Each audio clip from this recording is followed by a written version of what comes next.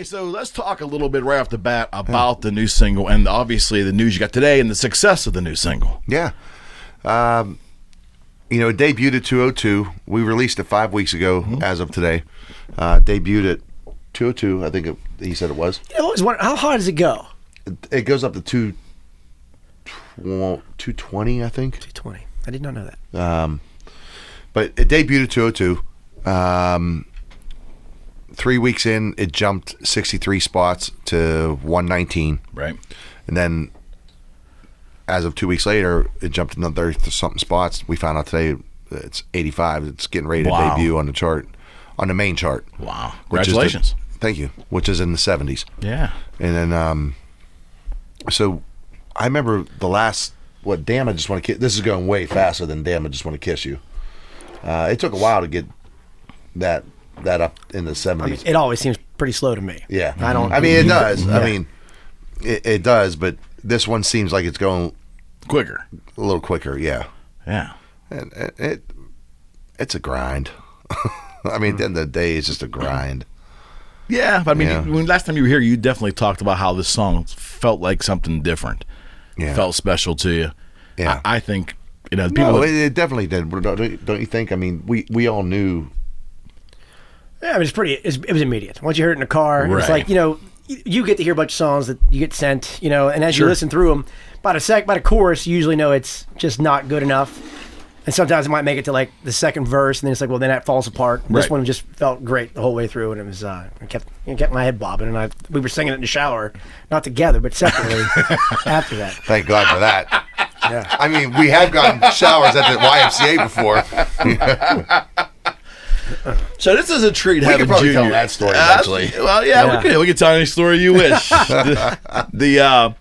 Just so you understand, it's a treat having you here. Well, I mean, it's a treat having him here, but I wanted you with him here. This was I was hoping to happen, and I know smoking race. Well, yeah, but the thing was, your schedule was so crazy that it was hard for you to commit a time, and you made a promise to me, and here you are. So, and to be honest with you, I didn't know what I was coming into either. I figured I'd go do the first one by myself. Yeah, and, and you survived it. Yeah, no, it was great. I mean, when I watched it back, I was like, it didn't come off like that. Like when we were in here, and as we talked when we got in here, the room is such a cool vibe. Thank you, man. Too. That means a lot. Yeah, and it's comfortable. I think that helps I think that helps everything right off the get go, and it puts a vibe in the atmosphere. Cool, but. Him and I. You brought up the YMCA, so him and I have so many stories. You know what? Can I lean one direction and we can take it from there? Yeah. Because I already heard Abby's story about how you joined Povertyneck. Oh yeah. I want to hear your story. No, I got one. I never thought you'd ask. How did you guys connect initially? Well, I was playing with Dallas Marks. He was a local guy playing up near. He was out of White Oak or something like that, Turtle Creek. Okay. But I was playing a lot. I was working selling shoes at a company right in Robinson. Time out, you were selling shoes. Yeah, so I was a customer service rep. I had a beautiful, like Garth Brooks headset. Nice. And I would sleep on calls. I wasn't doing very well there. But anyhow, so I was playing. Wait, tell me your daily routine of what you ate. See, there's too much. Let me just get to the band, and then I can go back into. The man pays himself. Dietary. Yeah. So I was doing that and sleeping in the car, not really I was doing like, a bird bath basically in the first floor bathroom. You weren't living out of your car. You were just sleeping in your car. Basically living though, because I wasn't getting much time. I was living with my parents at the time. Okay. And I was working up there, and then right after that I had to go to a show up there, right? Got it. Just working my nuts off trying to play. And this guy came out and saw me one night near somewhere near Donegal. When was this? Give me an idea. This would have been 02 or something like that. 02. Okay. 3. It was 3. 2003 or so. Yeah. My track his memory a little better. From Mutual, I got a call from Mutual friend. His name's John Parendo. He plays the fiddle. Yeah. Big guy around here. And he said, "Hey, is it okay if I give Abby your number?" He was asking about you. I was like, "Well, shit, yeah, guy." Like, because I've seen these guys 3 times, 3 years in a row, and they were awful, right? Like the worst band I've ever heard. Wait, they were what? terrible. I thought they were hideous, terrible. The music was awful. It was just it was a damn joke. I mean, the fiddle player, these guys wore overalls, for Christ's sakes, on stage. I was like, this just isn't. No, I didn't wear overalls. I've seen you in them. One time, Wait, you I wore did overalls? I did mock 'em. You wore overalls? I did it to mock him. I went back and changed during the middle of the show and come out and jumped around like an idiot on stage. But everybody loved them, right? They had such huge fan bases. Like, so, like, whether I thought they were good or not, I wanted to get in. Right? Okay. And then the fact that he was interested in me, I was like, well, hell yeah, I want in. Like, you know, that's the freight train through town. Got it. If I can hop on that, I'm in. Okay. So prior to that, I was one pushing for a guitar player because Chris was playing guitar and he could play great rhythm and everything, but he's not a lead player. Mm-hmm. You know, he could play some lead, but. So how did it go? Help me out with the band earlier. You're saying, so who was in the band at that time? You didn't have a guitar player. So it was, Jeff was in the band then. Yeah, Jeff was in the band. So it was me, Jeff, Dave Kramer, Ryan Lukacs, Chris Higby. Okay. And Crafty. And Crafty. So Crafty was playing steel and guitar, so he was, so between the two of them, Higby and Crafty, they were taking the parts. I said, we need a hot guitar player, like a guy that can play country guitar licks. Right. And I was just out that night, and I was on the way home from a show, and I stopped. We played Seven Springs, and I stopped the Rowdy Buck in Donegal, and yeah, I mean, I got a lap dance while I was there, and he knows what I'm talking about. Yeah, not a physical lap dance. No, I got a table dance. A table dance, I should say. Table dance. Not a table shower. Yeah, a table dance. All right. And Dallas decided to get up and nice. He saw me there and. You know, got up on my table and his wife beat her and danced the night away. And after that performance, I said he was interested, and I said, hell yeah. And then that seemed like it took for weeks. Like it didn't happen right away. I didn't get a call for a while. I was like, well, this just, you know, things don't pan out all the time. I mean, ever since you start playing music in a bar, someone tells you they're going to make you famous, you know. So like I just thought another piece of bullshit. Okay. So then I finally get a call from him, and that's when I'm at my shoe place. I'm doing it. Unknown number. It's this guy. And I got to do the... basically, they sent a CD down to me, but I didn't get the CD on time. I got it. It arrived at my parents' house the day of the rehearsal.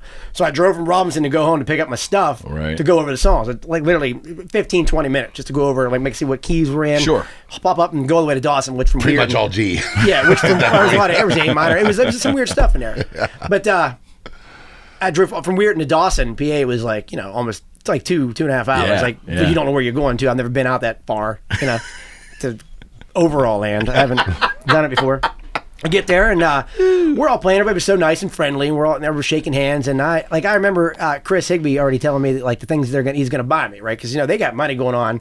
It's like they're just the biggest. Well, we were doing well with that. I mean, bar wise, we were probably the biggest band around, you know, Fayette County and Westmore County and all that. Got it. Okay. So we were doing okay, you know. Yeah, and I was like, well, would you like to hear me play? And they're like, well, yeah, because Abby's the only one that really heard at the time, you know. So we just started jamming. I think we picked If You Could Only See and/or Working Man Blues. Can't remember. Just a little jam to get to know each other. And I remember, like, taking a couple solos and looking up around. Everybody just, you know, giving the face. I was like, oh, all right, this is going well. Okay. And then at the end of the practice, I'll never forget this. It was just Jeff and Ryan. It was all of us, but Jeff and Ryan were there, and they said, they raised their hands, 2 questions, and I said, yeah. One said, you know, do you like PlayStation? I said, yeah, John Madden football. Yeah. And then the other one, I think it was Jeff, says, do you like girls? And I said, yes. Yeah, he's in. And we went That's all it took. That's all it took. 2 questions. And we went from there to the paint room to celebrate. And as I was walking into the paint room, I mean, everybody's walking out the door yelling, you know, Povertyneck, like screaming at these guys. Yeah. And they were like, here's a new guy. And they were all like, woo, woo. So it was pretty good. It was a pretty good start. Yeah. And that's it. But I remember him telling me the story. He goes, I came to Red Star and I hated you. Oh, terrible. Literally told us this is the first practice. He goes, I'll be honest with you, I thought you guys sucked. Really? Yeah. I've never been one for lying. Let me ask you, did you think that because there was guitar missing? No. Yeah, what up? It was a shit show. I mean, like, don't get me wrong, it was entertaining, but like what I grew up on, entertainment was just a little... Okay. He grew up on hee-haw.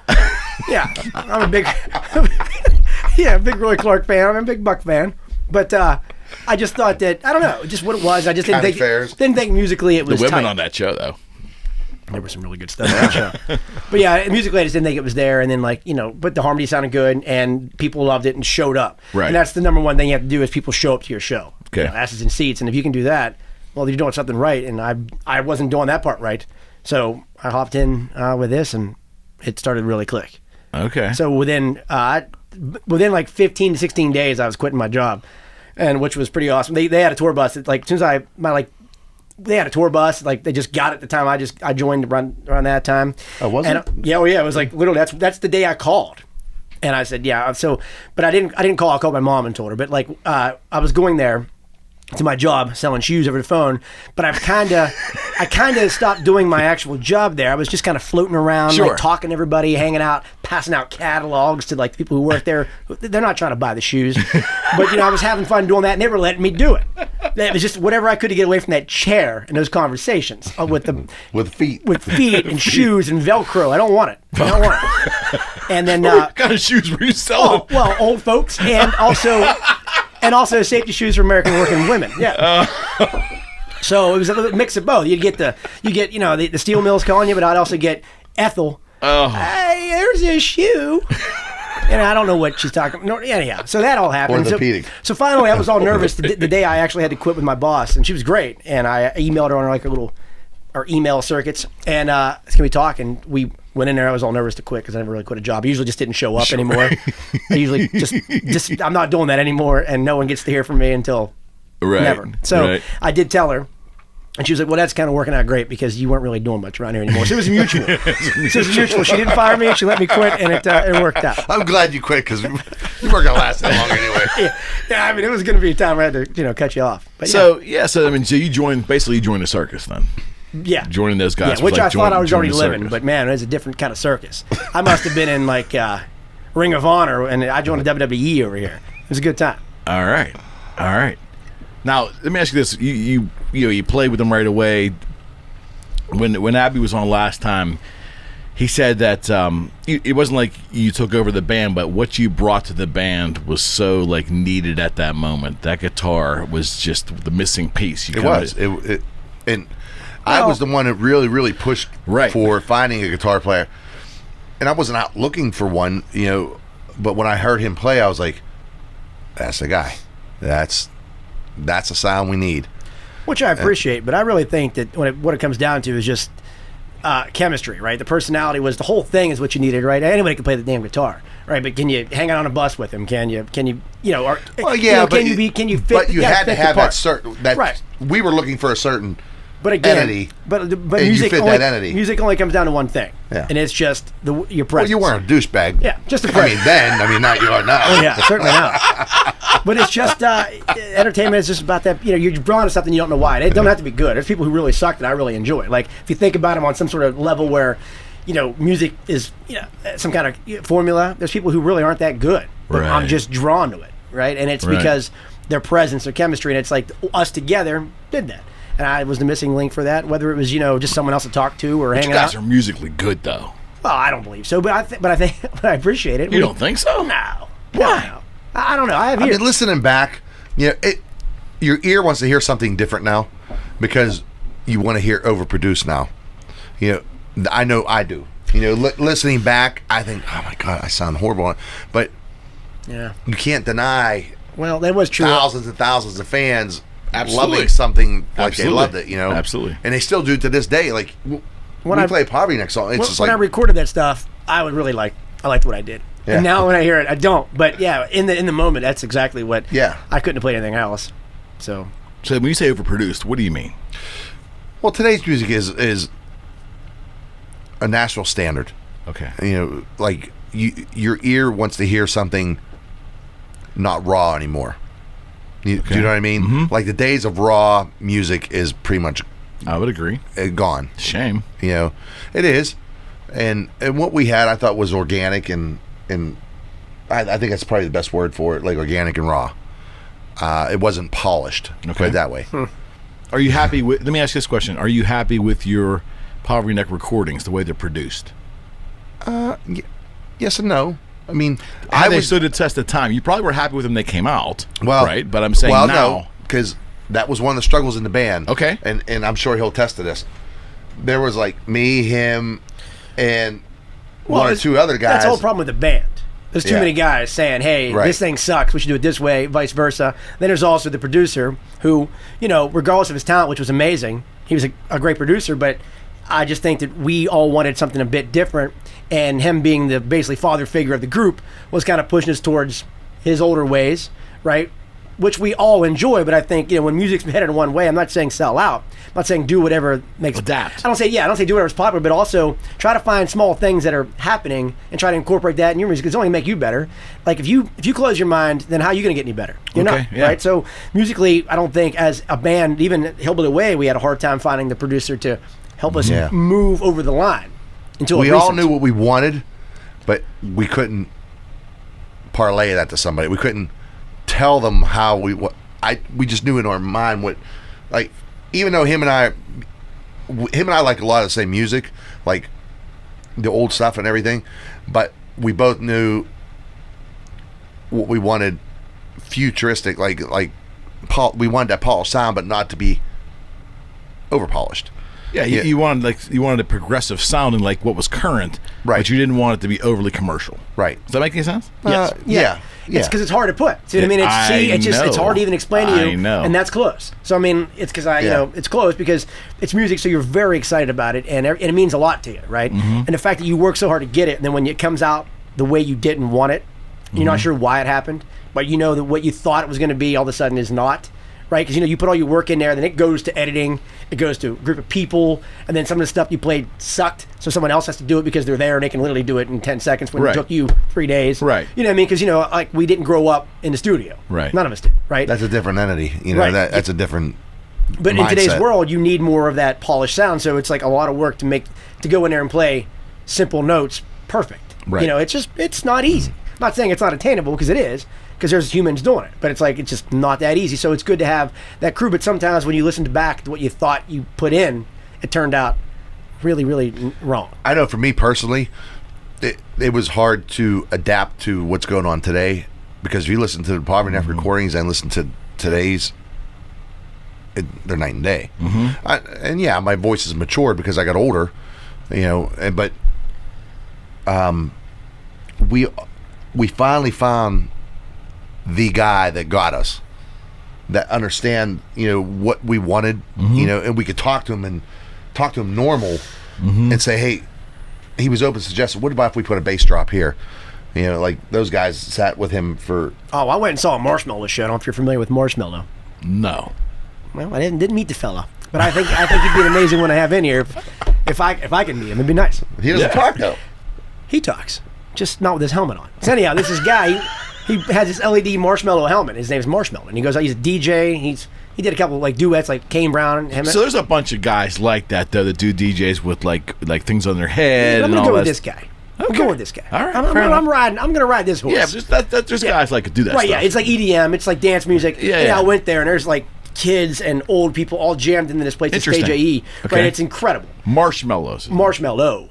He's just a guy. Marshmallow. And then just playing his music, and like every time a bass would hit, a bass drop, everybody would just literally go insane, hopping up and down, to the point where I did. Wow. I was like, I want more of those. So when I came after this show, I had to come back to them and said, we need bass drops, man. Because that's just exciting. Especially when you're hearing the same thing over and over. I mean, think about it. We got basically one singer in the band. So things get old real quick. And it's a lot of the same music. So it just drones on and on. Anything you can get to kind of get someone's attention. I get that. Just because they like it doesn't mean they want to hang out with you for 90 minutes. I get it. Right? Because, we all have bad days too. Sure. Right? And it's like, now that we're not cool anymore, we don't have a tour bus and stuff like that. Like, it's a lot of work. We're putting 8 to 10 hour days in after our regular jobs to go play music. Right. So only that 90 minutes is really the only fun part. Right. It's just a lot of work. So it's nice to have. And sometimes you're so not stressed out, but just so tired, wore out. You're wore out, like from setting up and from working all day, and then before we didn't have that, we had people do doing that it for you. So you go out and do your thing. You're fresh. You're. I mean, for 6 years, I didn't change a guitar string. Man, I miss that. I mean, we have it now too, but not. Yeah, but consecutively. Right, but I have personal shows. Like, I got another life other than the band too, so it's like, no, I'm changing my guitar strings. I break them on my own. Adam ain't there to help. Yeah, I got to do stuff again. Right. I got to carry these heavy amps. They sound lovely, but I don't know if they're worth that. But back then, hell yeah, Juddy, you're young, take it. But No, I get it. he's not I with want us the big anymore. rig out tonight. Big rig, yeah. Yeah, you got to take some ibuprofen and get some good night's sleep before you pull the bad cat back out. Talk to me a bit about the way that you guys wrote music in Povertyneck, and then talk about any changes the way it's done today with the Hillbilly Way. Well, I never wrote any in Povertyneck. It was all basically Bob and Chris here. So But And what? And me? Chris here, yeah. Yeah. when I say write music, help me understand. I have written music, but I've never been in a band outside of charity gigs. They're one-offs, so I never was in a band. Never wrote with a group of people consistently. So when I say write music, to me, it's the whole thing. The lyrics are part of it, the song structure, but then the guitar parts, that's part of writing a song. Now, if I'm wrong, tell me why I'm Him wrong. and I are the 100% only right. ones that wrote Right. any music together in the band. I couldn't write with the other guys. But even when he was writing, like Really? Okay. But even when, I mean, lyrically, right? We write lyrically, but like musically, we all wrote, obviously, together, just like you were saying. Right. But as far as like, even in some of the, since I joined the band, the songs that he was writing with Bob, he would immediately get with me and like say, I'm looking for this, looking for that. And I was able to come up with it because we both had the same idea. We like the same kind of sound. So I was able to come up with it, and then Bob would make it sound better, but it would still be that way. And then obviously everybody else just kind of popped in. So there was a lot of writing. yeah, that I way. would actually go to him before anybody else, because before Chris got a hold of it, because before it turned into a carnival ride. Right. Because there's a fine line between cheesy and cute or good, and some people just say cheesy things, right? I mean, like some people even in life say cheesy lines, but they think that should belong in a song, and it does not belong in a song. Right. It Right. just doesn't. So I Right. mean, and some of the guys in the band, they were that way. When him and I were struggling for new ways to say the same old things. That's what songwriting is: finding new ways of saying the same shit that you hear every day. That's it. That's the key to it. You have to Interesting. rhyme and you have to do all that, but it's basically there's nothing new going Wording on. it. There's love, there's death, there's cheating, there's breakups, there's all that shit. But you got to find new ways to say the same old garbage, and that's our job. And that's the fun part, because like once you get involved in that every day, you're writing a little bit, just get involved in that craft of creating new ways to say I love you. That's kind of fun. It's kind of and Okay. as a songwriter, for me, it doesn't exist anymore. Like, what do you mean? My mind is so preoccupied with day-to-day work stuff, kid stuff, life. I'm in a different mentality. Like back then, I was on a bus. Okay. Got a lot of time to think. I didn't have the. But you drive a lot for your job, right? I do, but I'm on the phone Okay. 95% of the time. I feel your pain, pal. Well, my job is 95% of the phone. I mean, that's where I make my living. Understood. And I always say they don't pay me to do. They pay me for my phone contacts. Okay. Because get that's it. where relationships are Yeah, in yeah. your phone. Yeah, okay. So when I get a chance to drive, Shoes. yeah. I'm sure he has a lot of contacts from shoes. Oh man, you wouldn't believe. I got Ethel and Beatrice. I got Ernest and Ruth. Ruth was a hell of a customer. Beatrice. No, but I'm not there. I'm not there anymore. Like Creatively, you mean? I was funny because I was just talking about this to Vanessa Campagna. Okay. She's doing great, writing great songs on it. Yeah. And she goes, we need to write together again because we've written so many songs together. She outgrew me. You know what I mean? She's writing different things, and Okay. I'm not there anymore. I'm not in that place where Interesting. those thoughts are coming to me. Are you writing lyrics? Recently, no, and it hurts my heart because I disagree with him. I don't think just because you're not there doesn't mean you can't be there. Like you're not practicing. That's it. Like when you just stop practicing, that's where your creative goes. Well, like, we're talking about time. I just Yeah, don't yeah, have yeah. time. well, that's what I'm saying. I started a job Yeah, too yeah. that takes up. I quit. I had one job just recently, and I thought I was taking too much time. I've just recently got another one in the last 3 weeks, and it's even longer than the other job. So like, I'm trying to get writing time in there. I've reached out to some local cats who write great songs. It's like I got to get back into this. Let's do it. But at 9 o'clock at night when I get home, by the time I rest, like where's the creativity there? You know what I mean? And plus, I got to get back up at 5 to go do all this again. So it's like, he is right with all that, but I do think you have to fight for it. Just like this. This is a late night to come out and hang out and talk. It was good talking with you, but why can't I do this and write? Why can't you? We can. Yeah. And I think that we just got to make time for that. An hour. Just like We did exercise. a few years back. We actually wrote a pretty good song called "Chasing Women." We wrote a few good songs. Yeah. You know, they just need to No, be I'm rewritten. talking recently. Right, but we just, Yeah. you know, my dad always says the best songs are always rewritten. You know, we got to keep writing them. And that's it. That's right. We wrote with your dad too. Yeah. What was that called? He's still pumping them out. I get him. My dad writes awesome music. Which one? Oh, Going Nowhere Fast. Going Nowhere Fast. That's a good title. Great title. He keeps trying to use it. It's a great title. We haven't finished the song, but he keeps trying to send me new stuff with it. And I'm like, well, I don't remember the first one. I don't think he liked the first one. I think that's why he keeps trying to send new stuff. Now, talk about the way you two write that. I'm fascinated by that. I mean, it's more lyrical for Probably you. the first song was it Every Time It Rains? Well, someone usually has an idea. Okay. That's it. Whether I hit a guitar lick or some chord progression, and he goes, hey, what's that? Or he says, hey, just like chasing women for a living. He goes, I got a song for you. Because I was like, hey, you know, I need to start singing. I'm tired of being just a guitar player. Like, I want to get back into singing and playing music again, writing and using my voice to tell the story. Sure. And I was like, you know, quit being a dick and write me a song. You know, you write songs for, you know, your shitty self. Write me one. So he goes, okay. And he comes up with it like a week later and says, how about chasing women for a living? I was like, well, goddamn, that is awesome. And by the time we got together, it just kind of started. He had an idea, and then we just went, and then we kept fighting with each other to say what was better or worse and find another idea. Then you just write it because if you got nothing else, you just got to write the damn thing. Yeah. And then you come back to it and try to tweak it. And We wrote a song called Every Time It Rains, and it was at Virginia. I think it was Fairfax, Virginia, is where we were. We got rained out at a Povertyneck show. We were playing a fair, and some comedian opened up for. It was a famous comedian. I can't remember. I don't recall. Remember, go down the back steps there, and you sit in a little room there, and he was sitting there. This is what he does. Like, you know, I was in a drunken haze for like 6 years, and you want me to remember the steps behind the stage? And he's loose as can be. So. Yeah. Come on. Well, I'm like an elephant when it comes to that. Yeah, I get it. I remember every little thing. There was like a trip. We went to Texas, Okay. from Pennsylvania to Texas, That's a haul. without our bass player Jeff Volek. because he was at his brother's wedding. Right, and I didn't know. I went to Texas and back, and I had no idea that this other guy named Jay McKnight played the goddamn bass for us. I said, wait, what? Wait, no, this song's God's truth. Forgot. You didn't. It was his know? birthday. It It was still his does not birthday ring a bell. weekend. It was his birthday weekend. Still doesn't ring a bell. That's So crazy. we got him an ice cream cake. He ate the whole goddamn thing by Dairy himself. Queen, chocolate stream. Yeah. Got to have that every year. And Turn it over. See, it comes with I don't know if you've seen these. They come in a round dome, but it's just a bowl. You just flip the bitch over. You take the damn bottom off, and you just go to town. You don't quit until both things happen. You're in pain, and you're in pain. But it's gone. It's gone, and you're in pain. and then he ate a pizza, like a pizza and a half by himself. Okay. On top of that, And have a bottle of Jaeger. and bought a bottle of Jaeger. Ouch. So he argued with me. He birthday. goes, But still, there's 6,000 miles in between. Okay. I don't recall. he argued with me. Yeah.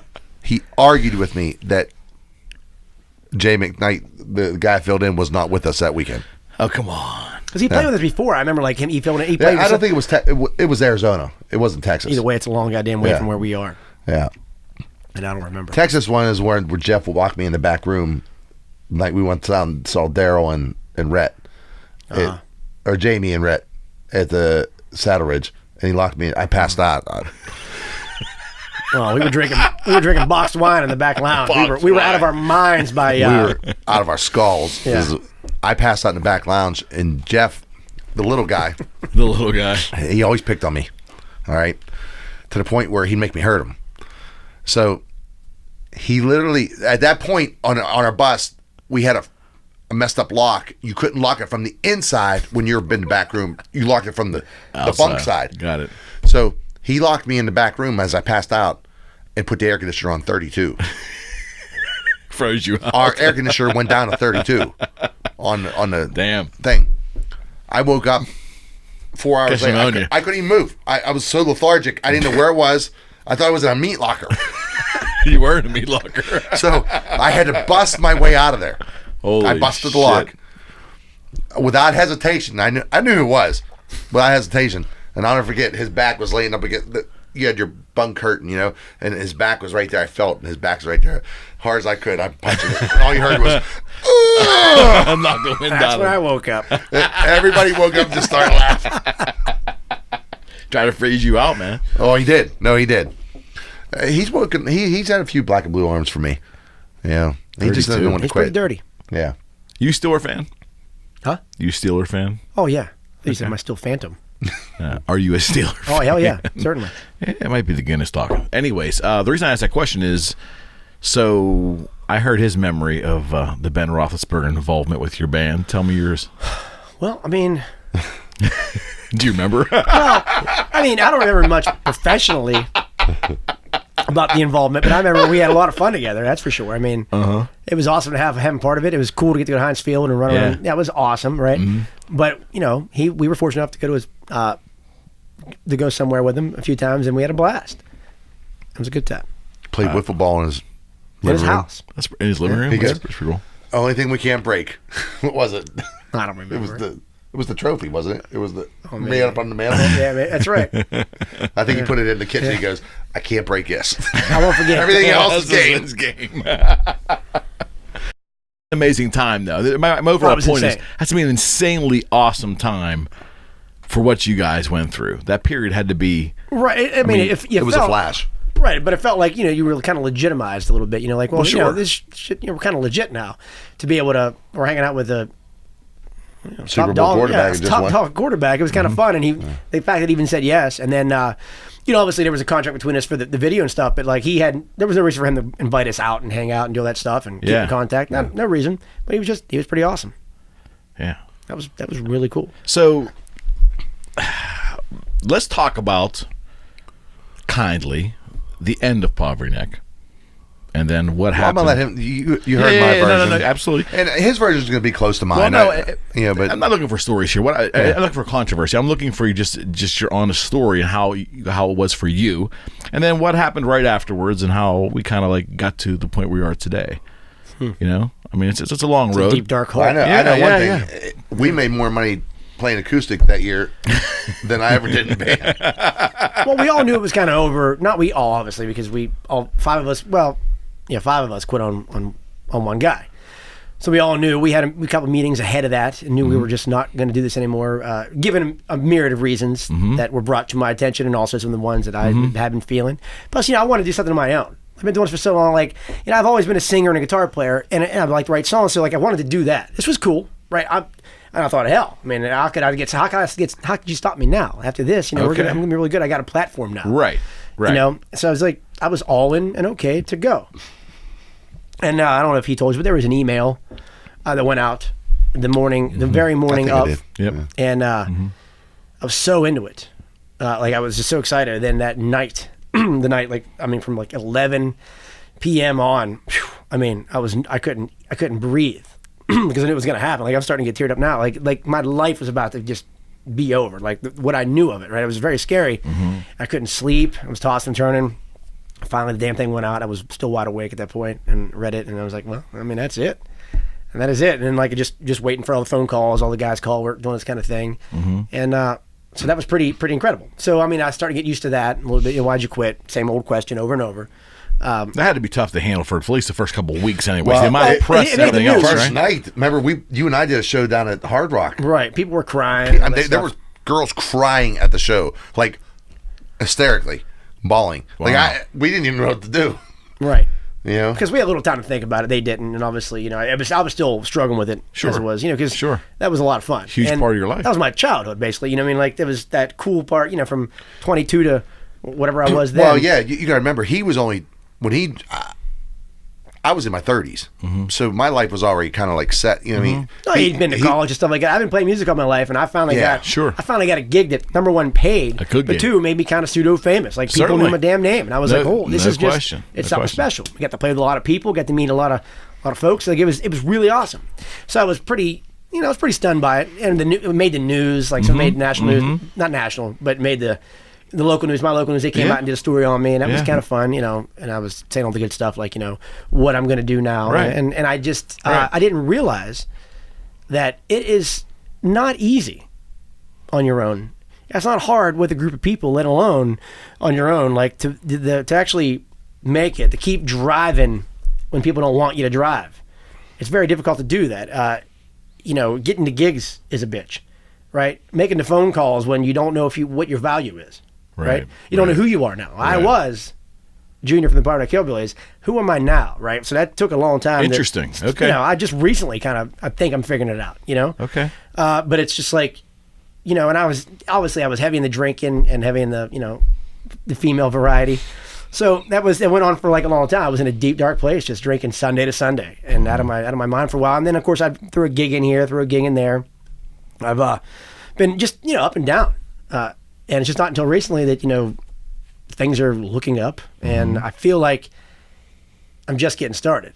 Like, you know, I talked to some of my friends, and you know, and I guess pseudo friends, say that twice, but like, you know, about what my future is now, right? You know, the THW is going well, but obviously there's still this one thing I haven't done, right? And the only reason I haven't done it is because I've just been too lazy to do it, and or what do you call it?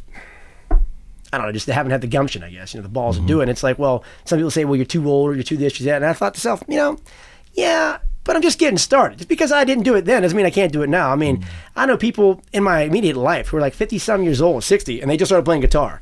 And every Friday a month, we get together and we have a guitar night jam, and they sing and play new songs, and they write, and they're having a blast. It's like, you're trying to tell me it's too late? It's not too late. It's never too late. So I'm just getting started.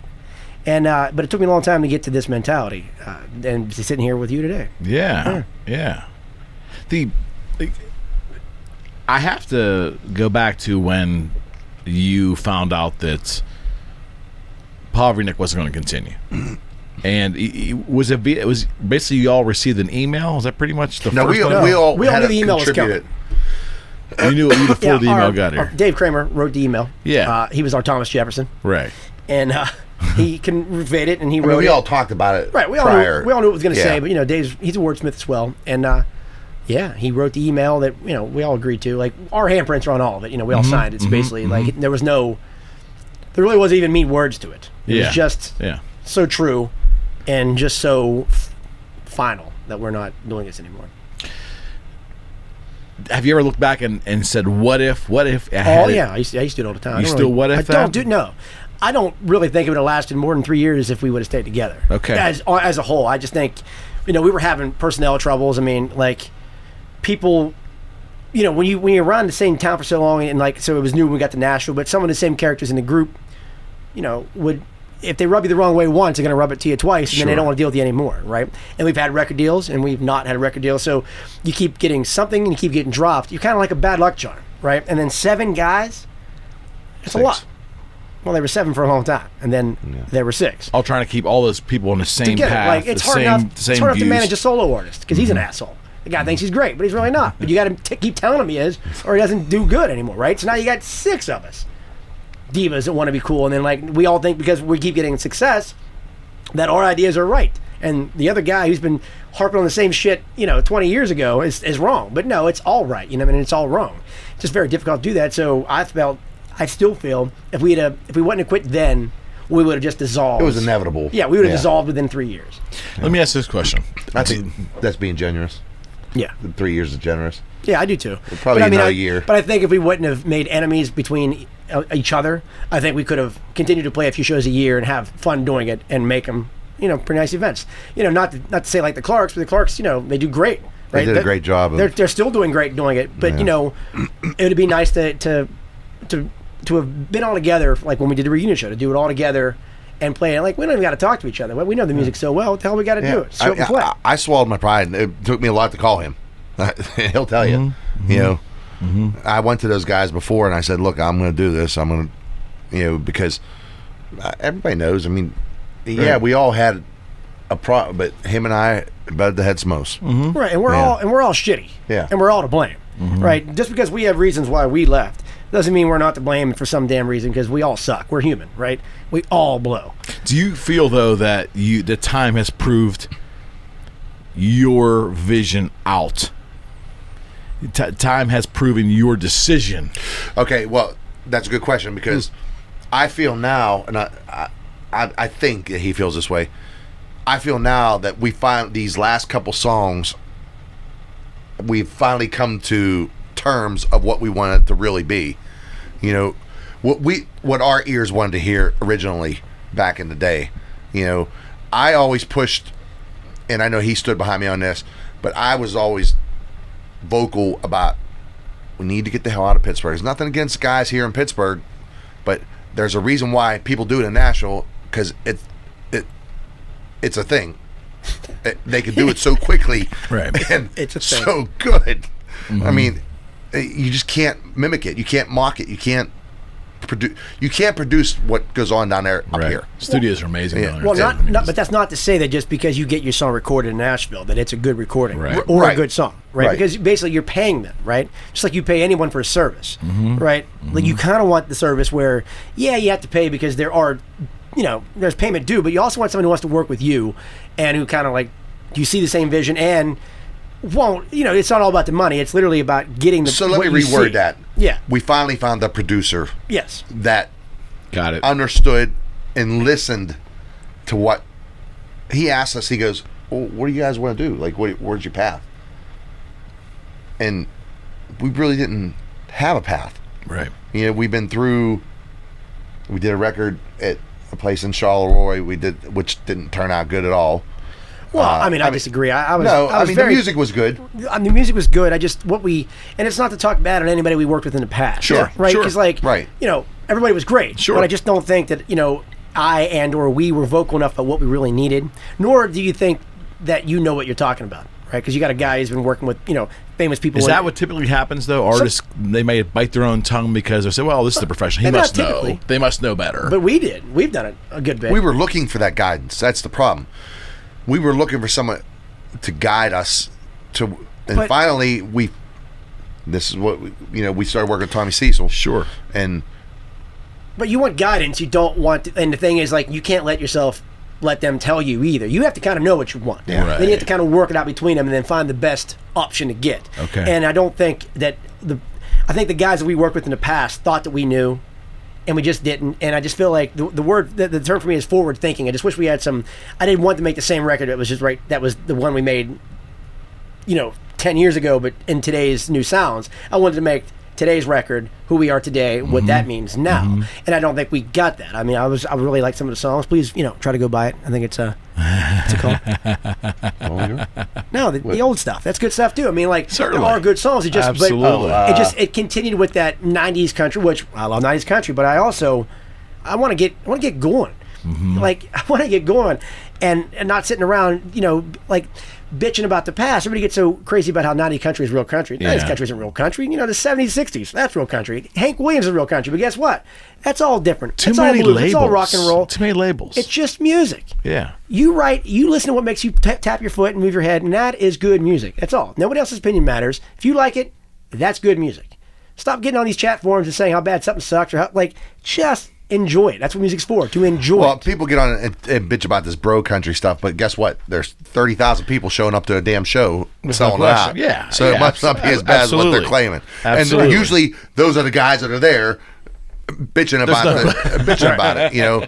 You get on there. Well, you guys are selling out. Selling out to what? Yeah, exactly right. To what? We're selling out to what's helping. This is a living. There's no This question. is- This how we isn't a make our- hobby. You're not. Yeah. If you want to do that, you just go down to the garage Right. once a week or to VFW once a week and just Right. get your yayas out, right? You got to do what's best for you. I mean, not everybody around here is going to agree with what we do. But I mean, again, music is a business, right? It's just like any business. If you're not evolving, then you're not selling anything. Right. Correct. That's it. And I'm not saying, you got to have a vision of who you really are, and like there's got to be a line you will draw, and there is. I got Daisy Duke lines that I don't. There's a lot of shit that I don't want in my music. That Like will what? draw the Give me line. an example. Well, right now it's gonna be difficult, but the same old Daisy tailgate. Duke. But like again, those things aren't bad inherently, but I just think it's been done the same way every time. Remember, I said before, you got to find new ways Same to say wording. same old Yes, shit. yes. And I think that there's a way to do that without cheesing it up. And I brought cheese back again. I just think it's a fine line. I think some guys just give up. And then I think when guys hear a song, like big artists, they hear a great song that just keeps making them move their head, they just pick that, right? They're excited about it. They play it for their wife or their girlfriend, and they like it because they're moving their head. I think most people today don't listen to the lyrics very much. As long as it's about the girl, I think you're in.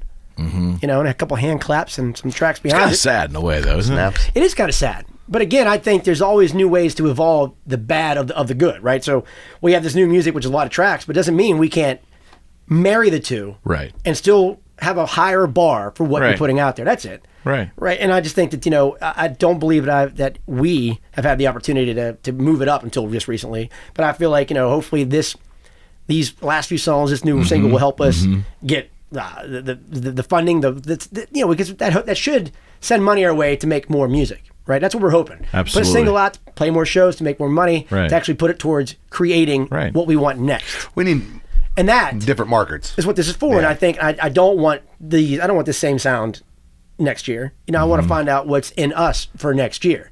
If it isn't fresh to you, why'd you want to hear it? I don't want it.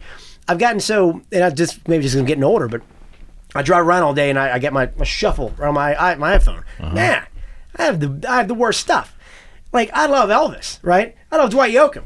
But every 10 seconds, it's a damn sad Elvis song or sad Dwight Yoakam song. And Skinny Elvis or Fat Elvis? All the Elvises. All Elvis. The dead one's still jamming on that. But it's I get tired of some of the, I'm a 90s country fan, but the more and more I listen to it, it's it just keeps going to the same place all the time. It's the same hook, it's the same line, it's the same chords, it's the same solo. Right. It's it would be nice, just like today's music is, but at least occasionally they're throwing some new shit in and oh, well, I didn't see that coming, and that's nice. It's the things you don't see coming. Okay. And I kind of get tired. I wish people would just open up their damn heads and don't worry about what it's called.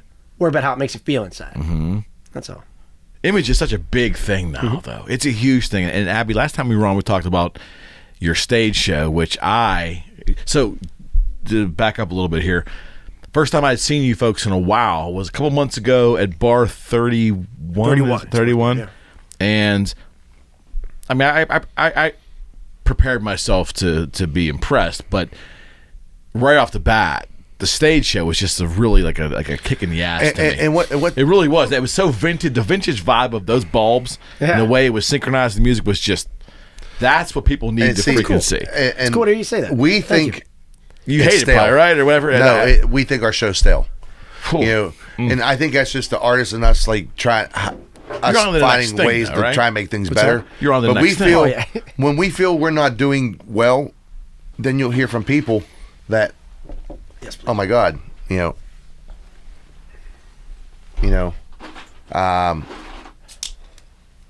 was an amazing show. I'm like, There's no question. You didn't feel it was amazing, and I think a lot of it is because we play the same area all the time, so we're seeing Probably. and it's nothing against the people here. We love the people come out and everything. Yeah. But they know what's coming too, and they right. might still enjoy it, but you can see it's not the first time. You can see on anybody it's not a Right. surprise, right? So it's you lose a little bit of that, and then some people just want to come watch you play instead of actually participating. Okay. So, and I do it too. When I go somewhere, I don't participate. I sit there and bitch all night about whoever's playing. You know what I mean? That's what we do. That's what musicians do. I don't know if that's what the lay people do. Well, see, Donna and I, we talk about this all the time. She goes, "You can't go to a show and just enjoy." So I said, "No, I enjoy myself." She goes, "Yeah, but you're analyzing the whole show." I said, I can't help it. Right. Right. I'm looking at what things, well, that's cool. That looks cool. Maybe we should try something like that or a version of that. Or I'll text, I went to the Alabama show and I'm sending, old songs, you know what I mean? Just different things. We don't always see eye to eye. Right. You know what I mean? Right. That's part, I think, of being a band. Right. I mean, well, you can't have someone who's just a yes man. Yeah. And that's how music is not made, right? You need people who challenge you to make the better call, the higher and these road. fuckers challenge me every day. Yeah, and you have to be challenged. You have to. The same old thing. You wouldn't want any other way. He's showing up with his loincloth on all the time. He's hidden Ted Nugent in That's there. right. Yeah. So, since you're on the show, I will just say this, and it sounds like pandering, but again, the show I was at recently with you, I knew what to expect from you. I got it. So I really wanted to key in with Junior. I had never been able to stand up so close and watch you play because I'm a guitarist. I go to those shows critically, right? Right. He can play rings around me, but I can still understand what he's doing. So I want to see myself, and I will tell you, I hear so much fucking rock and roll when you're playing, man. I just hear Which is odd to hear, huh? at times Well, not now, like but I mean, back in the day, yes. a little dirty grit in there at times. I hear, and I can't say one particular influence, but I like it, man. And you obviously care about your tone. Obviously. I'm very... Yes. And how very many pissy with players that. do you go see that do not in this era? I mean, depending on where they are, I've seen even high-end, guitar players not really worry about that part. Oh, it's just when they go direct, right? Completely direct. I mean, Yeah, bypass and in everything. some rights, that's okay, but you got to work really hard to make that okay, right? You just can't go buy a DI box off the market and go to your first show and Right. and then mess with it. You got to put time in that stuff. But I don't. That kind of stuff only takes years too. I mean, I'm still learning. I'm still YouTubing almost every night, Of course. seeing who's doing what and see what the hell what have I been missing. But the truth is, even a friend of mine, Donnie Barney, he was like telling me, what the hell? Oh, I've been recently just playing a vintage. It's a vintage guitar brand. It's a like a gold top copy. It's got P90s. I've been hearing for years. You need P90s, guy. And I said, well, you need to go fuck yourself, right? Because I don't like humbuckers. I love a Gibson Les Paul when somebody else is playing Gibson Les Paul, right? Not Every you. time I put the damn thing on, it feels like just like a boat or a paddle that I don't know what to do with, right? I just can't play it. But why I use Telecaster so much and the single coil. Different animal. Right? Different animal. But I was like, you know what? For the band and for the sound, I'll play for a few songs, right? So I had my brother. He loaned me his Gibson Les Paul Studio. Played it. I just can't get anything out of it. Like it hurts. But That's full size Hummers in there, right? Humbuckers, right? So then finally, I'm like, and plus when I play that compared to the Telecaster, the sound is I don't have time to go back and mess because we have those lights. Night and day. I got to go back and change everything. I don't have time for that. Right. It's a fast moving show. Got to keep it Right together. over there. Michelob Ultra, man. So, gasping for air? so I bought this damn thing and it's great, right? But it's this. They sent it to us right out of the box. Okay. And it sounds amazing. And my buddy heard me play it, and he said it literally it's your hands, right? So as much as like I always hear people say, it's just in the hands. Like whether my hands are good or not, whatever if you call me good or not, that's fine. Anybody, right? Whether you're good or you're not, the way you play on anything kind of shines, right? Certainly. Like, and apparently that's it. So my whole life, whether my licks are usually country, right? But the sound I'm going for is never that. Exactly right. I- And that's what comes through. As a and that's what I guitar want. player who hears it, that's what I hear. I don't know if that's ever what I wanted, but it's like that's what I hear, and I want to hear that. Okay. And just recently, I've my whole life I wanted like a darker sound, right? Okay. So I want a Telecaster ramped up, but I want it dark, right? I never use clean because number one, I'm not good enough to play clean, and two, I don't like it. I don't want to hear clean. I want to hear chorus. I don't like a lot of effects. I just want to hear the amp wanting to go, but obviously not like hard, heavy metal. Right. But I want to just go. just where it's breaking. Just where it's breaking. That's my Right. clean. That's Right. clean sound. I don't know Right. guys like that, but I Right. love that sound. And I love 212s moving a lot of air. Right now we're using 412s. It's just cranking. Like I got an orange head Nice for and you. a bad Okay. cat I head. wonder what you're playing through. Run them simultaneously the whole time. Like I got all that equipment thinking, I'll play around. Do a little verse here, a little verse. I like it all the way on all the goddamn time. Like I just, once I hear it once, I can't hear just half of it. I got to hear it all. And Until he starts pushing back at you. Turn that shit down. Well, I try to keep it down. We bust it up a little We bit. never have a. We never Okay. really have I'm a problem with that. definitely. I'm definitely. I can't. Because I'm always worried about being too loud because I play with people too loud all my life, right? Okay. And no one wants to have a loud goddamn guitar player. So I'm always Yeah. on the Yeah. edge of Sure. having the sound guy tell me to turn it up, and that's a nice thing. Yeah. Like, Turn it up. Turn it up. Yeah, I get that a okay. lot. Good for you. And that is Good for you. goddamn That's nuts. rare. Right, but you very have rare. to. You have to keep, because I'd rather be inconvenienced than somebody else because I'm just that Right, guy, right? right. I just would rather you not. If I'm going in, I just want it to sound good. I don't want to bother you either, but I want to have a good time. Let's hold the break. Let's slam on the brakes here because if his cat's The not truth happy, barometer's you're gonna be right. the first guy to know because he's gonna bitch you like a chihuahua. Yeah, but All see, right? I'm never happy though. You know what Yeah, I mean? Like no, I I know. pick and That's. choose. Well, He's coming in. tone-wise, you're He's never gonna coming. find Listen, it, right? Yeah. you always know you get because he's coming in bitching, he's leaving bitching. But I appreciate you saying the rock thing. It is country and all, but like that sound, AC/DC and just those. Oh, no question. I mean, it's just like Yeah. I got. That's why I could relate play to your hard. playing. I play He hard. fought it too, like Hard.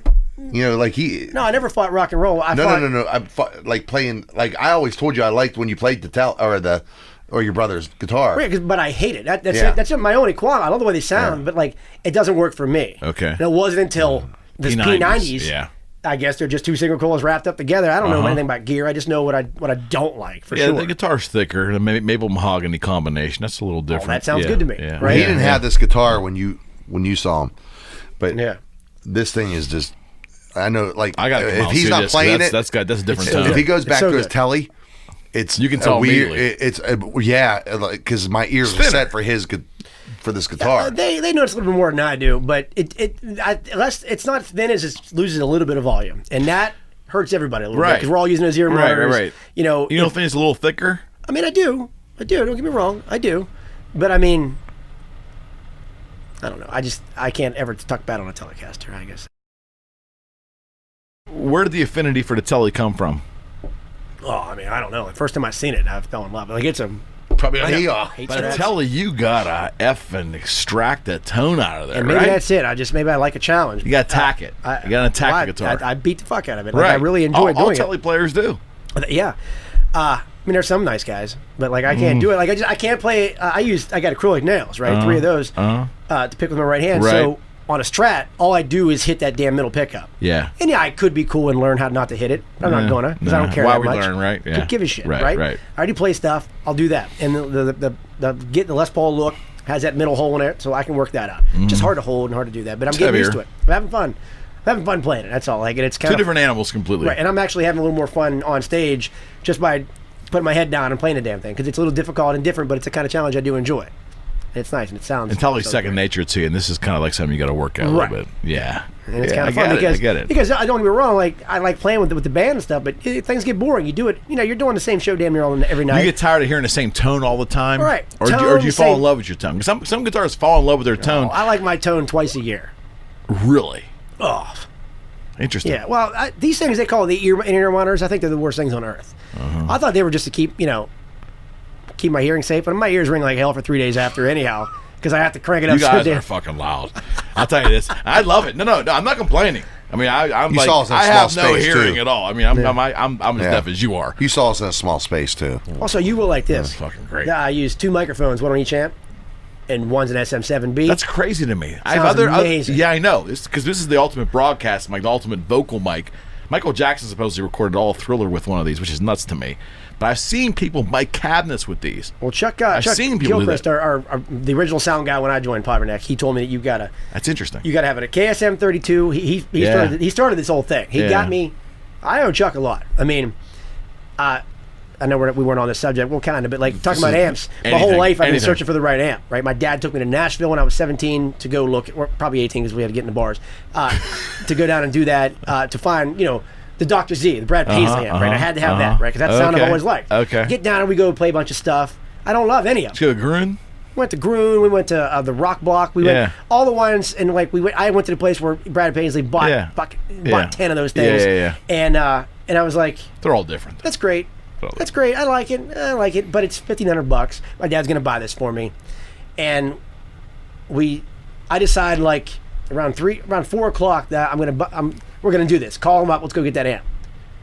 Well, we forget the hour difference and they're closed. That's a blessing in disguise. I get back home and I still don't want it because I never really fell in love with it, but I wanted it because You don't want to leave without it. Sure. right. And it's something new, and you're gonna buy it from me. I want it. Of Then course. I get home and I'm with these guys and stuff. That's when I joined these guys. Right. Like this is years after, and I'm with them. And Chuck's like, we got to get you real amp because I hate it because I was using like a Yamaha DG80. It was sounded great at home. Like the knobs would move, very cool, right? And it sounded amazing. But you put it, I've heard that in a while. well, when you put it on stage, it just got lost. Yeah. Could never get, Absolutely. couldn't get it. Absolutely. So we got rid of that, and I ended up buying a Rivera. Okay. And I hated that. Like, Did you? I love Vince Gill, but I hate a Rivera. Really? I couldn't get anything out of it.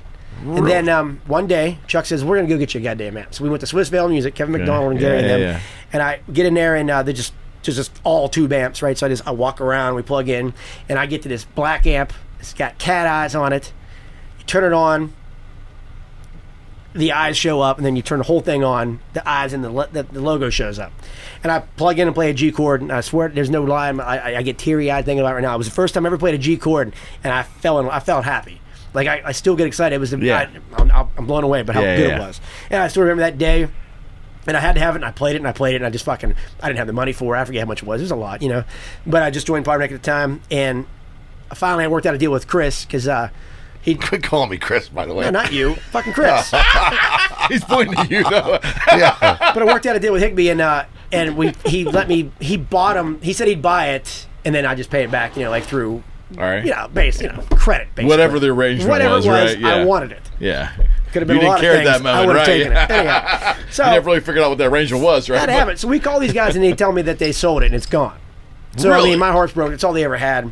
Wow. We were opening for Trace Atkins up at IUP was the next show, and I get up there, and they already bought the amp and had it in a case. How and cool I thought is it was that? my Rivera. That's pretty cool. It was really awesome. That's cool. And ever since then, it was just I fell in love, and there's nothing else like a bad cat. And Yeah. it was the best. Yeah, good for you. So you found it. Found it, yeah. Because some guitarists Wait, go their you're forgetting whole life and they don't I find got it. you a damn deal. Yeah, but you didn't give me this. My point is No. that What this deal is... did you get him? Let's hear about that. I got him a Bad Cat deal. Oh, I called really? the guy from Bad Cat. Well, so this... No, he called me. So the deal was I had this amp, but I didn't know it was a prototype. It was the first one he made. I took it to NAMM. Gary bought it at NAMM.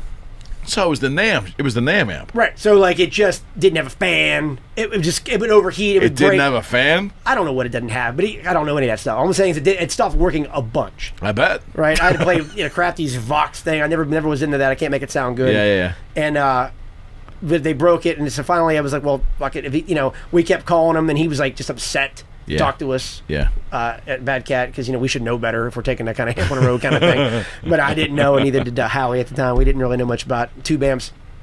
And what a bitch. So finally I got rid of it because I had to and bought a Bogner because they're reliable and they'll probably answer the call.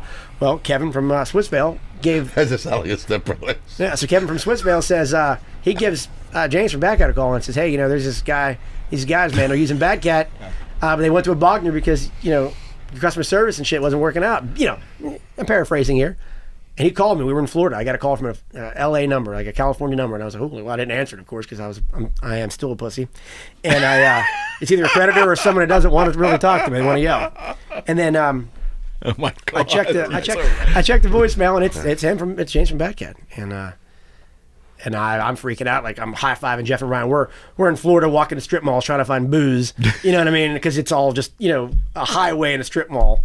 So we bought some booze, got back, and I begged him to give him a call back and tell him what I wanted. I already made a list.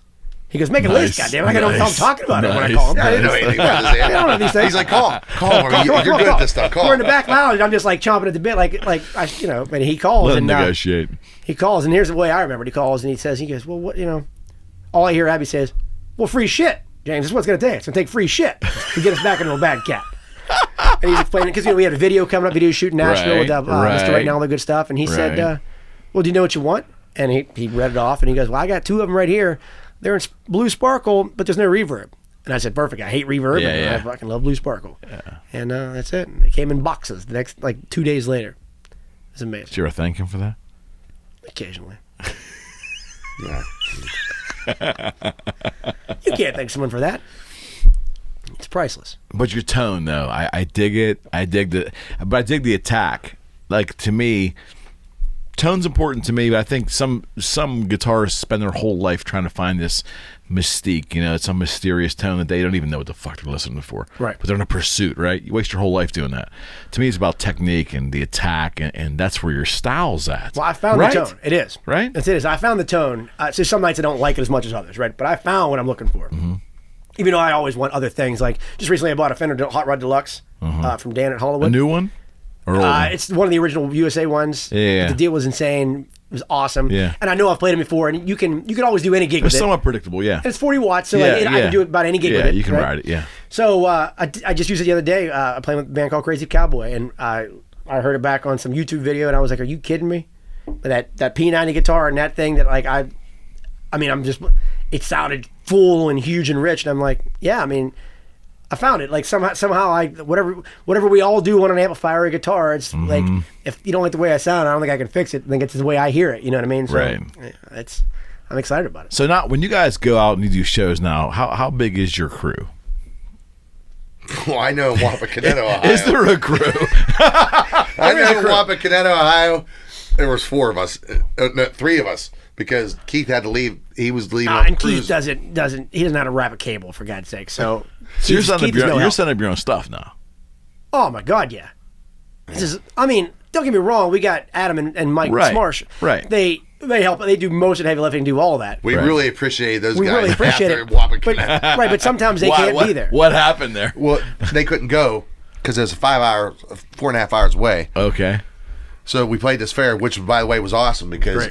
It was jam-packed, right? And they loved it. Awesome. It was like playing new, fresh faces that, saying, that they never seen the show before. We should say this because we talk about it all the time as individuals, and we are pulling the curtain back a bit. Yeah. Ohio, the people in Ohio, whether you hate the place or not, they're country music fans. Yeah. Love music. Right. We always bitch about Pittsburgh because it's the worst place for live music.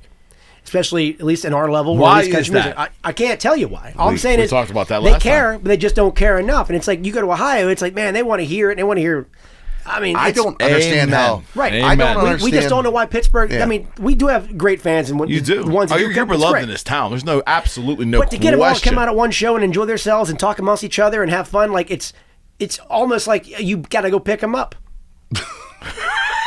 And I will. I'll come get you. That might. I don't know if you guys should internalize that personally. But I think another it's thing just is, what's too, going on now, I don't understand right? how I talked to numerous people in the last even 3 months.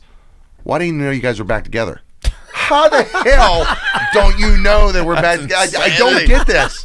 Like Danger's done a great job of bridging that gap between Povertyneck and THW and the Hillbilly Way. I mean, he's pretty loose with it. Yeah, But he's doing a good job. Yeah. but my God, I just look at people like.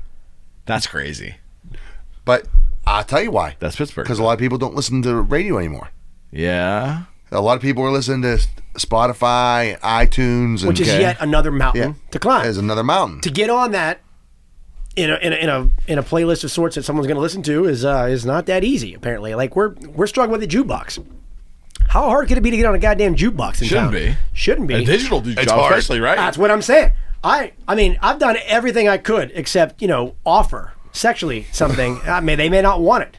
But like, you can't get on a jukebox. I guess that might not be a good avenue for you to take. I'm just putting it out there. Hey. I'm just throwing it out there, Junior. That's But all. if someone says they'll take it and put us on a Okay. jukebox, I'll do it. Like, All it's right. insane. Like, my point is, it shouldn't be that hard, right? No. You're already on iTunes. You're already on the network. Yeah, right? no question. So it's not hard for you to literally download the song it's a as a server. network. It's all pulling over the web, right? Right, but so they don't want just anything on there.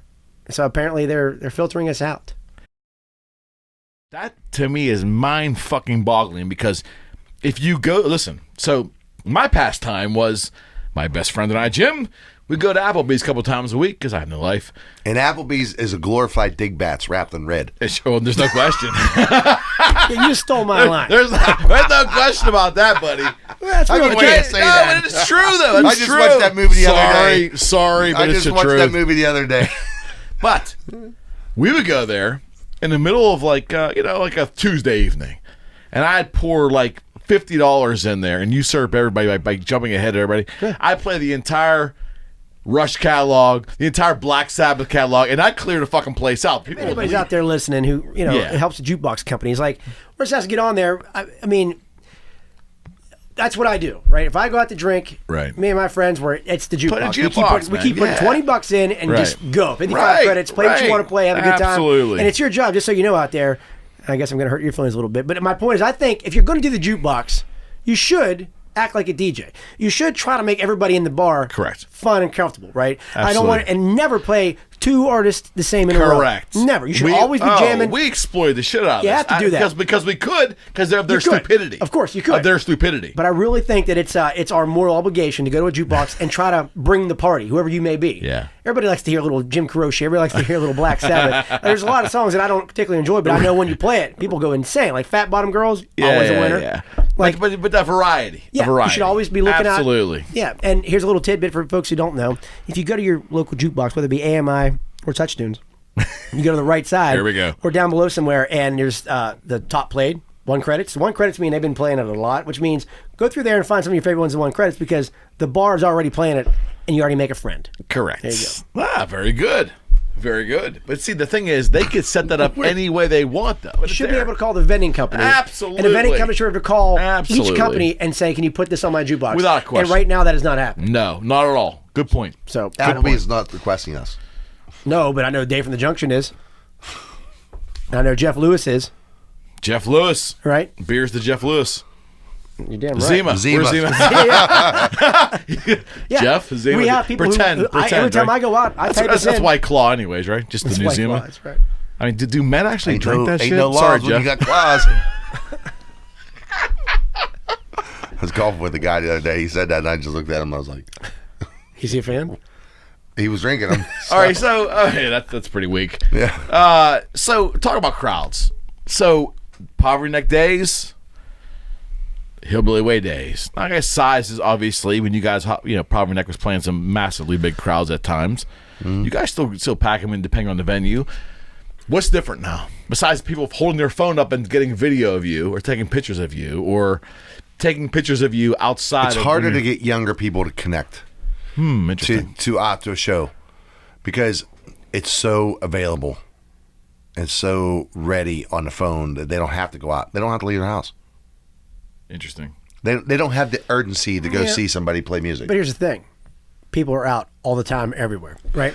So every bar is packed. Like anywhere in the city and around it, like, my buddy owns a bar, and like whether it's not packed, there's a steady stream of people every day, young and old, playing the jukebox, partying it, and jamming. The disconnect is getting to see a local band because, well, it's hard to get a local band on your jukebox, right? Not saying every local band should be on a damn jukebox. That's a good point, right? though. But point. It is, and also like social media is not easy to do. A lot of these big guys, which they deserve, they have companies that do that. So like a lot of people like that young. Well, I'm not saying young, but like just it doesn't matter who it is. I don't care if you're 100 years old. If you can make it to a show, get your ass to a goddamn show. Right. Like we want you out, but we want you to buy our stuff and hang out and watch. But to get you out is like it's impossible. Why? I don't care if you listen to our stuff for free. Like, just come out, enjoy the show. But like, make it worthwhile for us to make music, play live. We don't know play why. live, right? That's we don't know why. So that's the thing. People are out all the time doing different things. Right? Is it just a Pittsburgh thing? Like, I don't know. I mean, you we talk don't play about Ohio a lot, but when we do, right? Because we don't play it a lot. Maybe that's why. Maybe because we just don't play it a lot, right? But when we do, it's like it seems like it's appreciated more. Like, interesting. Not that they don't appreciate it here, because people do come out, do appreciate it, and they do have a good time. It's just getting those other people out. The people that are... There's a generation gap now. From Povertyneck to here. And just back to what we're saying, though, it's also, I believe it's wholeheartedly 100% our job to get you interested. Right? I mean, if you're the band, you're the entertainment of that night, you're the party leader. You're the goddamn cruise director. But you guys do that great, but though. That's a strength of what we you don't feel do. we do that. That's I think that comes from us not people being there, that we're questioning ourselves now. Maybe it's we're not doing something right. It just I don't know. There's no names required. So about a week after I saw you, week and a half, maybe 2 weeks, I went back into Bar 31 again and saw a different act from a different state that came in, and nice folks, no stage charisma, didn't interact with. So everything that you folks do as part of your show and your engagement with the crowd didn't happen. And there was like 12 people there. And those 12 people were scooting between that area and the back bar, and it was just, I actually kind of felt bad for the band. I get it. So what I'm saying, I get it. But you folks do that. I mean, you primarily as the frontman, you do the job. I wouldn't worry about that as a fan looking on. Well, I don't see that to be a problem. No, it's hard because you're always your worst critic. Sure. And I know as a whole, we're always our worst critic. I mean, we're always looking for ways to improve, but I mean, for God's sakes, there's only so much you can do. So live music is in Pittsburgh, anyways. You're not the only actor that's told me this is dying. And right now, like we have fill-ins for Jeff, and Matt Forte has been doing a great job for us. Sure, filling in. Sure. And what's funny is Matt used to come watch us when he's 8 years old. Wow, that's amazing. So he used to be a Povertyneck fan. Right. So he's loving it, and he's doing a great job.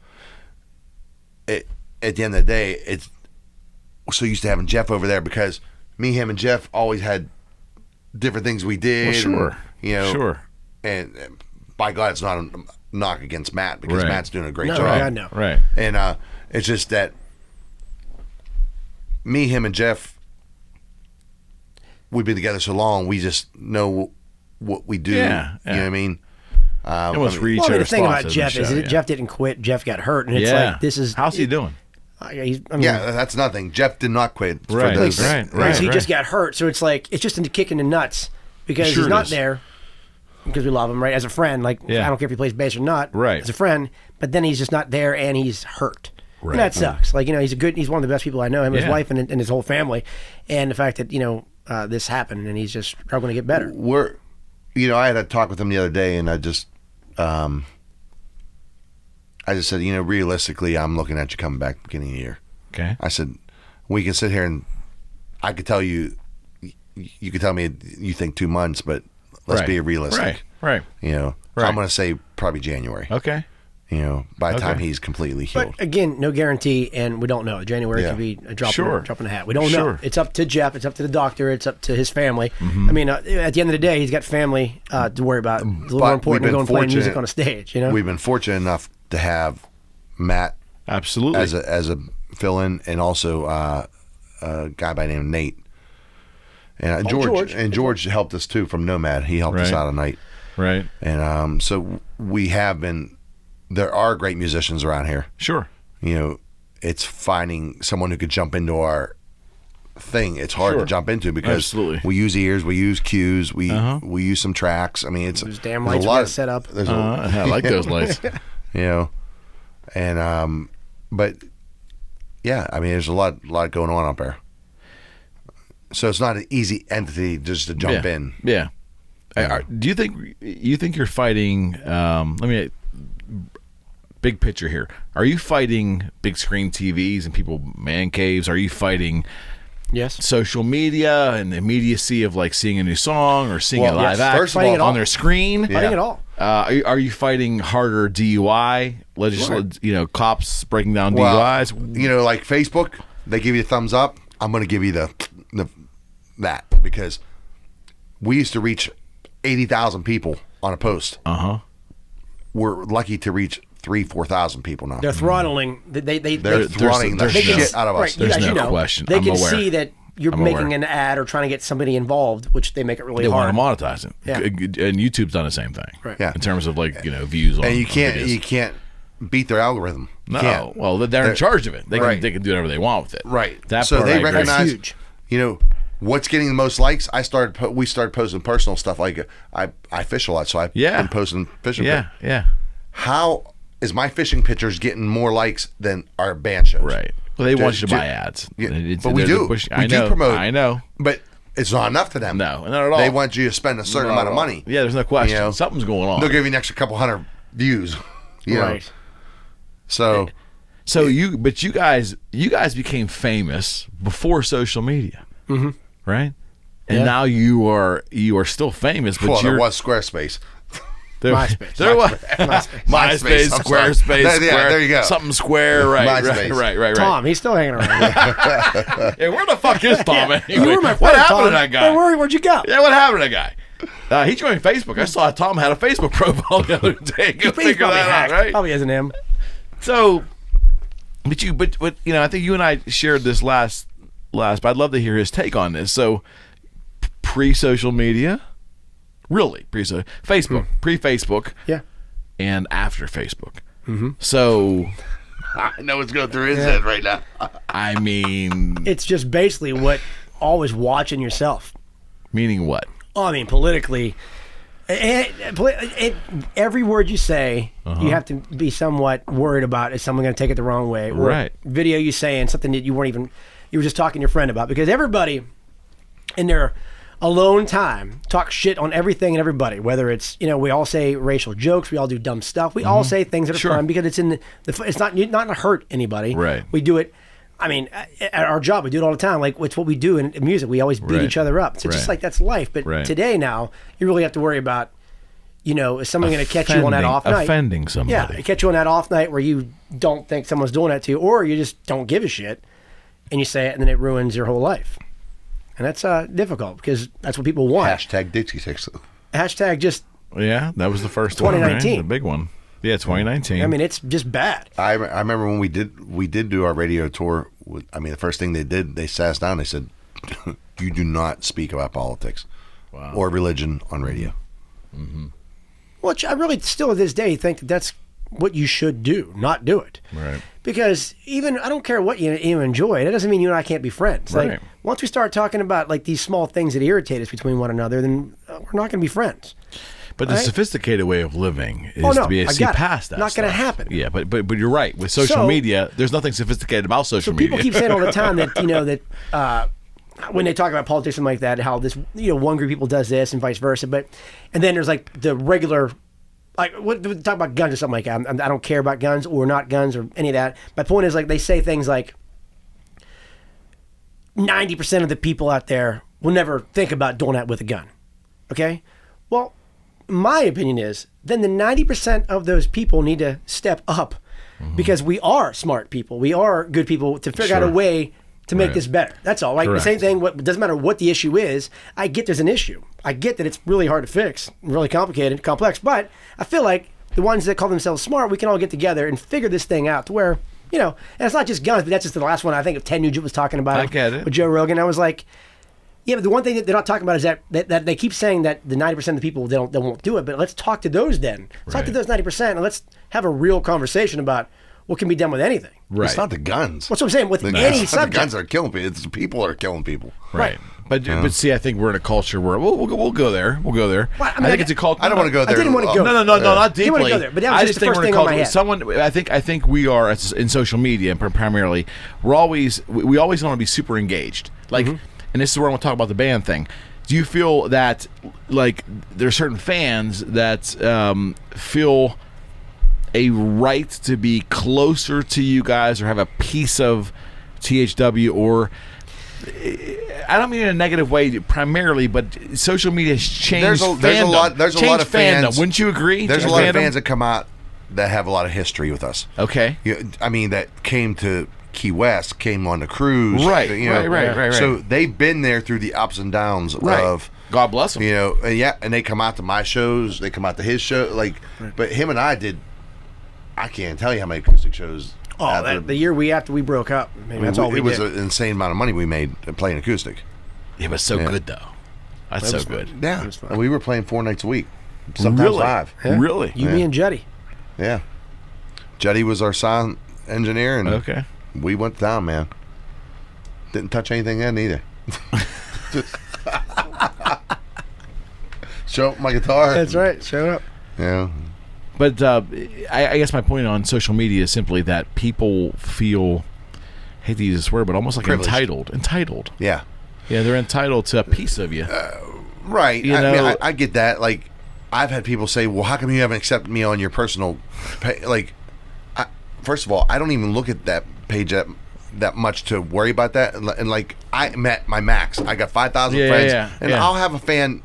a friend drop off, not a fan, a friend. Yeah, it's because all this fish you keep posting. Yeah. Yeah. I'll have people drop off now and then. Right. I'm good. Yeah, thank you. And don't take offense to it. It's just that, there's a line of like 1,000 people waiting to get on there. Yeah. And I don't know why, because I'm not that important. You know what I mean? Again, and then you're worried, obviously, I think, too, about, you want to say, you feel like I don't feelings. We have people that handle that. And that sounds like movie pretentious, right? It's like, I don't what do you say? I don't have anybody handle That's the problem. But I'm saying to you, it's almost like you're not personally involved, but you don't want to give the indication that someone else is handling that for you. It's almost like... Let me tell you something. If I didn't have the band and all that, I probably wouldn't have a big social media platform, because mine would be fishing. Wasn't it simpler before all this? I don't know if it was simple, but I know that like at every turn you weren't offending somebody or being watched doing something. You know what I mean? I go play shows and they want to video me. It's like, enjoy the moment you're in. And I don't really know if I'm doing that well for you to post this later, right? Like, I don't like this. I'm just having fun here now. Like the way you hear it through an iPhone, while I'm having a good time in the middle of the heat, I don't think is the correct representation that you're hearing. So why are you giving everybody else? Like, let's have a good time doing that. And everybody just wants to write their opinions down. Like, we all have opinions, but why go online and try to hurt, right? You don't think you're hurting, but you think you're trying to be funny or something. But once you put something down on pen and paper, put a pen in your hand and write next time you do it. You won't do it because it's not as easy to get to as your goddamn phone. Good point. But you'll write some bullshit online that you probably didn't even mean, or you were drunk. My point to you, how about this overall? How about this? Whatever happened to going to a show for a good fucking time? That is where as opposed to going there for a homework assignment. Tony McAlpine, one of the shredders from the 80s, was on this show. I had the honor of sitting down with him, right? And the guy can play. Our minds just go nuts to see this guy's fingers go, right? He's down there, and to me, he played all the great songs I remember from the 80s. He was an amazing player. But you saw people standing right next to him, and they're walking up to, he's standing there. I don't know how you'd feel about this. Putting the phones like almost inches from his fingers, moving. And he has to deal with it. And we talked about it on the show. He goes, and then they would go back and critique his work online. He's like, what happened to coming and having a good fucking time? But the only upside to that is, though, like, if I didn't go to that show, and I can YouTube as a YouTube fan and music fan or anything fan. I can go on there and I can see a little clip of somebody I never saw before in my life. Now that's the only upside of it. That's Is cool. Like, that's very cool. That's cool. Because anytime I think it's something, the first thing I do is I Google it or YouTube it, right? Well, to sure. see if it's out there. So There's a residual benefit. There is one upside. Yeah. There is one upside, but the rest is mostly negative. Like me, my dad, and my brother, I was lucky enough to take them out to see. You ever heard of Tommy Emmanuel? Oh yeah. Okay. It's one of the greatest guitar players on the planet. I mean, in the history. Okay, so Even acoustically, he's incredible. that's what we saw, just him and a guitar. And we took him there, and me and my dad, my brother, walked to the show. So we'd have to drive in there, doing the whole drinking, putting the old McMasters in the coat pockets. Where'd you see him at? The Bayam. Okay. Right. Beautiful. Yeah, that's recently. Yeah, like 2 years ago. Yeah. We went down there and did it, and we were drinking and stuff, having a good time. And there's just three of us sitting next to each other in tears, just watching with excitement. Because, like, are you kidding me? My dad smacking me. Did you see that? You didn't right there. I saw that. And my brother, that was like the coolest time. And not one of us took a picture. Because that's the last thing on anybody's mind, at least in mine, or someone who's actually involved in a show like that, like where you can actually cry. I'm worried about that. I get so emotional. I mean, I'm an emotional guy. My dad gives me that, but I give so much, like watching somebody put it all out there who's actually good. I mean, just really, then nothing beats it, right? I'll hear a song in the car. Like every time I hear Prophet Malone, I got to pull the hell over. Yeah, I get it. I get it. Ball. Good work. Yeah. I got to cry. Yeah. It's good. Like that's like music gets me that way, and I certainly don't give a shit about a video or a picture at that moment. Correct. It's Everybody hits bad notes. Everybody hits right. Yeah. And those are the ones that always get posted. Well, have you ever seen a social media performance of yourself, snippet, full song, full show, that you always saying, why that night? Why that night? I don't watch any of them. And particularly, I knew what was going on at that point. Like there'll be times in my ears, like I'm having trouble hearing. And a good example, if I'm messing with my phone on stage, we have an app on our phone for our ears. Well, that's cool. If I'm constantly messing with my phone, that means I'm not hearing. Something's not right. Something's not right. Okay. That's also what's wrong with the audience too. Yeah. They're always on their phone talking to someone they're trying to have relations with, or talking with their boyfriend or their mom. Like they're always they're having a good time here, but they're not here. But they're here, and they're like, oh yeah. So it's like, it's hard to connect with people who won't connect with you. Captivate their full attention. But it's hard to connect. For me, I know when I'm having a bad night. If I'm caught, I usually rarely make adjustments. If anything, it's turn his guitar up or down, or my vocal up or down, or my acoustic up or down. That's it. Wow. Yeah, I'm pretty set. I can go a whole night with the same, But as of lately, as I'm getting older, my ears are draining, and I'm having sinus issues. Yeah. Like I'm reverting back to when I was younger. I had 5 sets of tubes in my ears. Like, and my ears are draining constantly. I can't even go underwater anymore. Wow. Like without earplugs in, or my ears will drain for, forever. So I'm constantly fighting a ear infection. Okay. Double ear infection. So which it sounds like I'm singing in a For tunnel a singer, constantly. it's a bitch. Yeah, absolutely. Absolutely. So as I'm getting older, it's getting worse. Like, and I know Scott Lacey had tinnitus. Yeah, we talked. When I talked about that. Yeah. And I remember I suffer from it as well. I mean, I he'd get come it. out to the acoustic show, and he goes, I just can't hear. He said, constant ringing. Is that gone now? Yeah, it's subsided. I think he was taking some medicine too. I think he was taking I have some. it, and I was told there was nothing that can be done. So you're just saying he had constant ringing. There's some white noise devices that can put in there. Yeah, now. It's almost like on vinyl when you hear that. It's like but like a ring. Yeah. Familiar. Yeah, but what I'm just saying, like, how long did he have that? He had it for a good year and a half. I would So say. I'm getting that way more and more. A lot of artists have that. A lot of them do. I never did. I mean, they played in front of me. Think about it. You can only play in front of. It's that you lose that high end. Obviously, as a guitar player. Right. I mean, that treble is just. It's. I had a guitar player years ago when I made guitars. I can't remember which one it was, but he played a telly actually in hard rock, and it was so shrill. And after a couple of years, he goes, the high end just burned out of my ear. So that my band's telling me, you're just too bright and too, it's an earache. Because I can't hear it. It's gone. The high end register of my hearing is gone. And perfect example is I got to figure out what to do about that. So after a show, and I'm riding home with Donna or whatever, I don't have the radio on. I could ride the whole way home in silence, and I'm perfectly fine. Wow. And she'll be like, "You got to turn it on." I was like, "You don't understand. I just got ear fucked for 2 hours." Same here, man. Can't do it. I mean, that's basically what's going on. Like, I just don't want to hear anything after it. You know, I got that. I understand that. A lot of people don't get that. No, I got that completely. You know, I can completely be fine with just silence and us just talking. Well, certainly. You know, but she has because your to ear's have already playing a song. Yeah. It's already there the whole way home. I'm already living Brown Eyed Girl the whole way home here. Yeah. What take Jason Aldean for a second, right? So, would you not agree that the difference between that hit and then what comes after it for an artist, and what you guys do, or what any regional artist does, the difference between the hit song and your song is such a small, finite, intangible that you can't really even. It's not even a formula. I'm gonna give you a perfect example where you're going with that. I mean, I can't even articulate what I'm trying to say, but what is the actual what makes people connect difference? I don't get that. Well, I'll tell you. So we played in Ohio. We opened up for Jason. Okay, Chris and I actually golfed with them that day. That's when my amp broke, by the way. Yeah. So okay.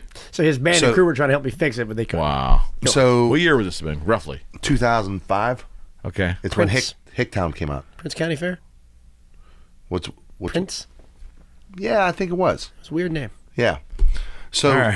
Fair enough. It was in Ohio, but we had the same booking agent. Kevin Neal was our booking agent, and Jason. He goes, and Kevin was there for that show. And he's like, "Hey, me and Jason are gonna go golf. You and Chris want to go?" And I said, "Yeah." So good guy, quiet. He played Hicktown 3 times. They actually hired us to draw the people. Wow. How about that? It was packed. They were chanting for us to come back out. Wow. Okay. I'll tell you what the difference is.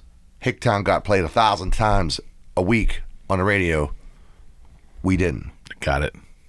The people were there. They connected already. They got it. They had the connection already.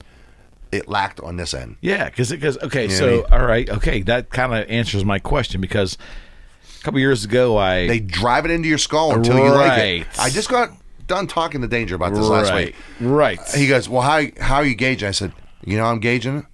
You're not playing enough because they're not singing it back to me." Got it. When you're playing it live, How I I'm not can singing it gauge back. it Yeah, is that's how I I gauge hear it. the same 15 Interesting. songs That's every time I interesting. hear it. That's Put the radio interesting. on. Yeah. That's interesting. And I know they have to. I know there's some obligation in it or money. That's why record deals have money. I know, So payroll exists. I believe so. Yeah, I know it exists. We did it. I know. we go play a free show. That's as long as it gets, friends. Hey, we can play a free show for you. How many times you gonna spend the song this week? Got it.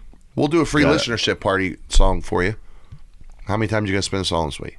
When we were on our radio tour, we lost $400,000 plus in revenue because we were giving up all that dates to go play radio shows for radio stations. Yeah. The label couldn't pay, but hey, we'll come out and do a listenership show at your establishment that you work with. And they're getting bombarded by guys just like us who are doing it for nothing, and they don't give a goddamn. Right? They're trying to have lunch, and you're coming in and doing it, or it's literally 5 a.m. They don't care. Most radio stations do not care, and it's soul sucking and it's tough. But you got to do whatever you got to do to try to make it to the next spot, which is more airplay, more notoriety. Like without people knowing your name, no one gives a goddamn. You can't make it anywhere else. I mean, shit, we shut KZL, KLZ, what was it? KZLA down. What was it? KAZLA or What's the point of the KZLA story? in Los Angeles? Remember we did the conference room thing, and they shut down the next week. Wait, what? The radio station. Wait. What happened? I know that was a tough gig. I know that. KZLA, that's what it was. Okay. So they were like the big Y108 Yeah. in Clear Channel station in L.A. LA. Yeah. So we stayed in Hollywood that night. Okay. That's cool, huh? And You got to have a story No from water that, though. buddy. Playing in Hollywood, and there was no water. There was a drought, so we Oh, get the fuck out of couldn't. here. I swear to God, we couldn't You shower. shitting me? Nope. So Of course. Of right? course. Of course. we played at, it was people sitting there just not even looking at us. I mean, Really? and then Fully Someone they actually shut rolled down. in a desktop computer and checked out MySpace. That's how bad it was. I'm just kidding. Tom. Yeah, It was Tom. it's 2 gigs. But you guys made it out to L.A. though. Yeah. Oh yeah, we played the Crystal Palace, Buck Owens, cool. in Bakersfield. That's cool. So Bakersfield, that's a cool venue. Buck Owens. So Yeah. KUZZ was the first Western station to add us. Okay. Mr. Right Now, and they were spinning us hard. So It's in Anaheim, we right? actually Not sold out. Anaheim. We actually Palace. sold out the Yeah. Crystal Palace. The bottom half of Crystal Palace was like 500 people.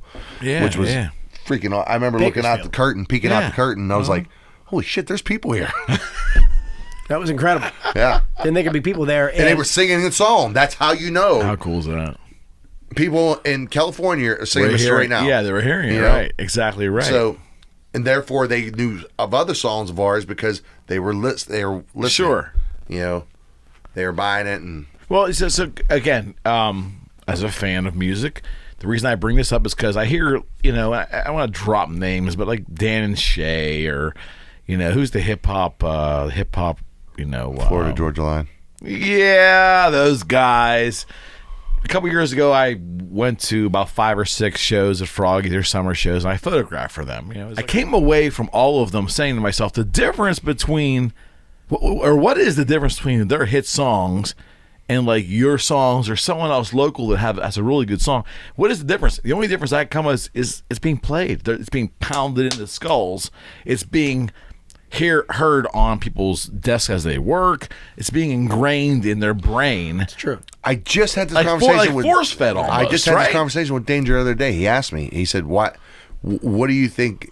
What do you think it's lacking?" I said, "They're not hearing it. Yeah, plays. Like Yeah. spins. Like Right. 14 times a week is not enough. Right. You need to hear it 28 to 30 Right. times a week. That means 4 or Right. 5 times a day. Like you can't get through a bathroom break without hearing Luke Combs twice on all the stations in Pittsburgh. You move it, it's the same song damn near times. Like it's how not. I love Luke Combs. My point is, he's got that push behind him, and any song, even if it's a bad song, you hear it enough. What do you Plenty do? of bad songs that are national. What do you right? do? You Plenty sing of a damn them. thing. Knocking boots. Right? Knocking boots.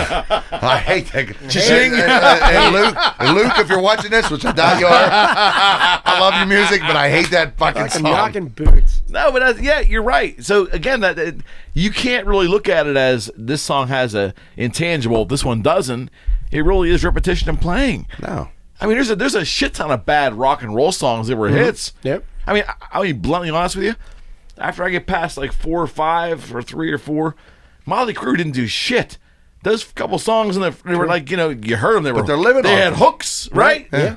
That a different era, right, Yeah. where they could get paid for their work. But they're timeless. right?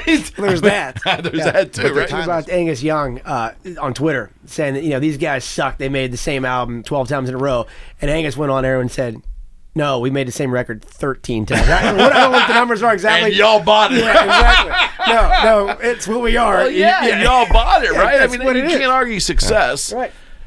Right there on the wall. Kiss. I- I want to rock and roll all night. 3 songs, man. Yeah. Beth, Rock and Roll All Night in Detroit Rock City. Yeah. And a couple other on the fringe, but let's face it. Yeah.